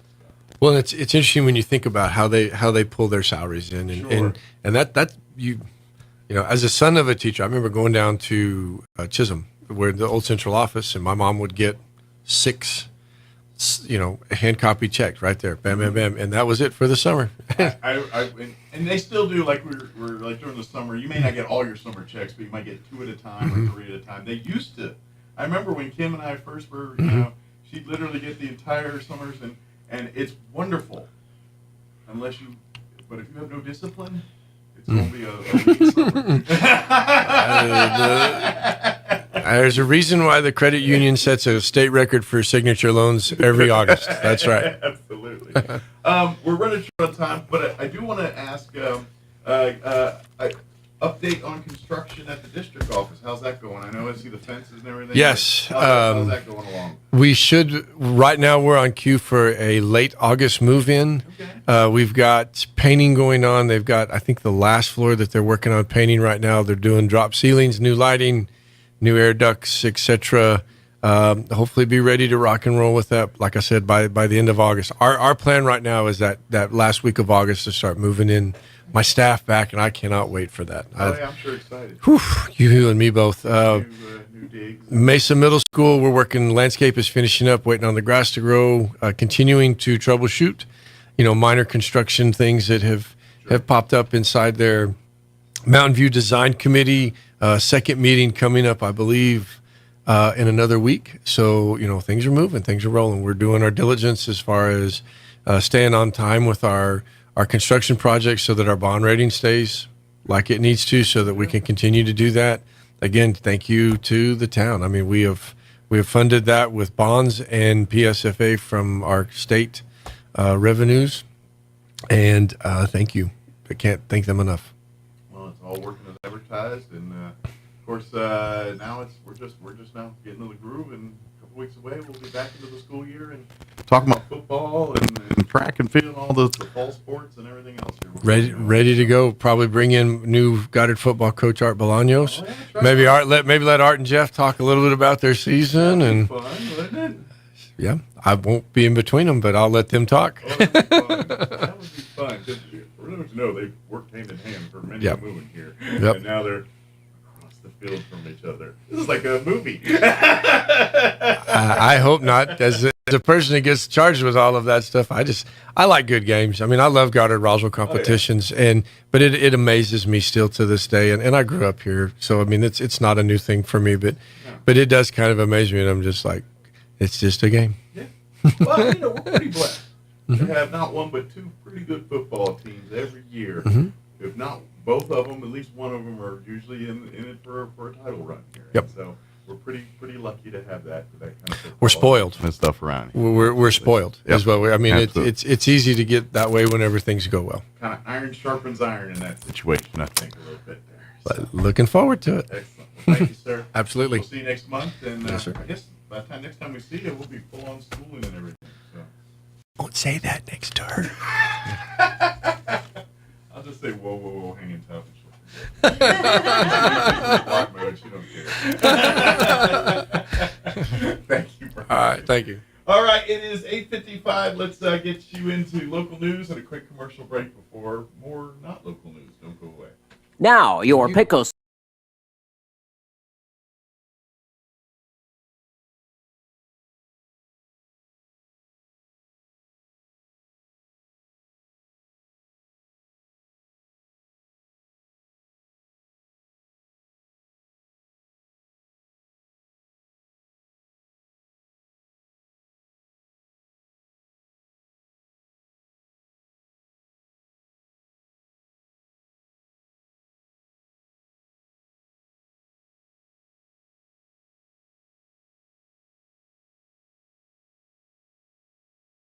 Good morning, 5 minutes away from 10 o'clock. Let us get you up to date with the weather. I'm meteorologist Steve Hamilton with your Pecos Valley weather. We'll be drying out over the next couple of days. Sunshine today, still a slim chance of an afternoon thunderstorm. We'll be in the mid to upper 90s. Overnight looks clear, upper 60s and low 70s. Pretty hot again on Friday, upper 90s for the afternoon high and sunny. We'll stay in the mid to upper 90s Saturday and Sunday, a little bit breezy and sunshine. That's your latest forecast. I'm meteorologist Steve Hamilton. With the Wall Street Business Report, I'm Rich Thomason. Consumer prices actually declined 0.1% from May to June, the bottom line of the government's just released Consumer Price Index. Compared to a year earlier, prices were up 3% last month. Delta Airlines' second quarter profit tumbled 29% from a year earlier, and it's offering a disappointing third quarter outlook. Delta says weaker profits come despite strong revenue as Americans travel in record numbers. But Delta's expenses are rising even faster than its revenue. PepsiCo reports higher than expected earnings in the second quarter, even as customer demand for its snacks and drinks continue to slip. The European Union says it is accepting Apple's pledge to open its tap-to-pay iPhone payment system to rivals as a way to resolve an antitrust case and head off a potential hefty fine. For the Wall Street Business Report, I'm Rich Thomason. Attention Roswell and surrounding areas. Celebrate freedom. Celebrate huge savings with 0% financing, more for your trade, and no payments till October during the Red, White, and Blue sales event at the all-new Roswell Ford. With new management and a whole new attitude, Roswell Ford makes trading up to a new Ford or quality pre-owned vehicle fast, fun, and easy. Upside down in your loan or stuck in your lease, Roswell Ford wants to get you released, even if you owe thousands more than your trade is worth, regardless of make, miles, or condition. Right now, get huge savings with rates as low as 0% for 66 months. Plus, we have a great selection of low-mileage, one-owner pre-owned vehicles, all in prime condition, starting at just $10,000. Don't settle for a low-quality, overpriced clunker. Buy a quality pre-owned vehicle from Roswell Ford for a lot less. Worried about your credit? Don't sweat it. We've partnered with the most aggressive lenders that will push to approve you today, even with bad or no credit. Lower prices, exceptional trade-in values, and a better buying experience. Get on board at Roswell Ford, 821 North Main Street in beautiful Roswell, or online at roswellford.com. $15.15 per thousand financed on select new Ford models with approved credit. You've heard of a Four Seasons room, but have you heard of a Four Seasons window? Jennifer here from Trustmark Roofing and Windows. It might surprise you to learn many windows are built to handle only the cold or only the heat, but not both. In Southeast New Mexico, one or the other doesn't cut it. That's why Trustmark windows are built to handle our Four Seasons climate, the scorching summers, the bone-chilling winters, and everything in between. Special glass coating blocks extreme UV rays. A stout frame prevents warping from the extreme weather changes, and insulated glass is like putting your home in a giant styrofoam cooler in the winter and keeps cold out and warmth in.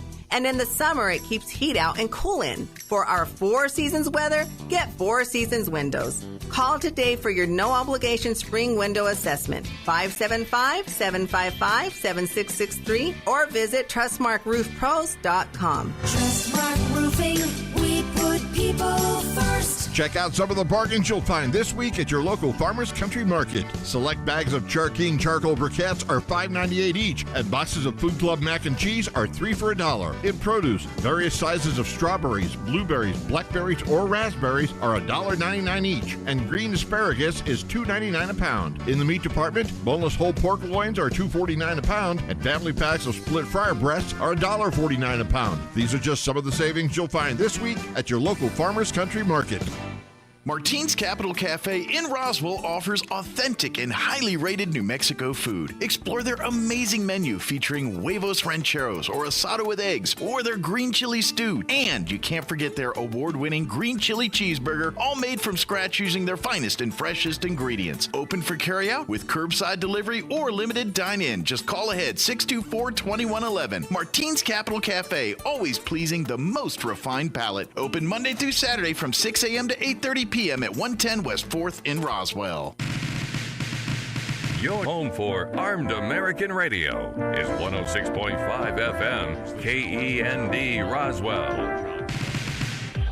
Inflation in the United States cooled in June for a third straight month. In a better-than-expected report, consumer prices declined 0.1% from May to June after having remained flat the previous month. All good news, says Mark Hamrick, who's the senior economic analyst at Bankrate.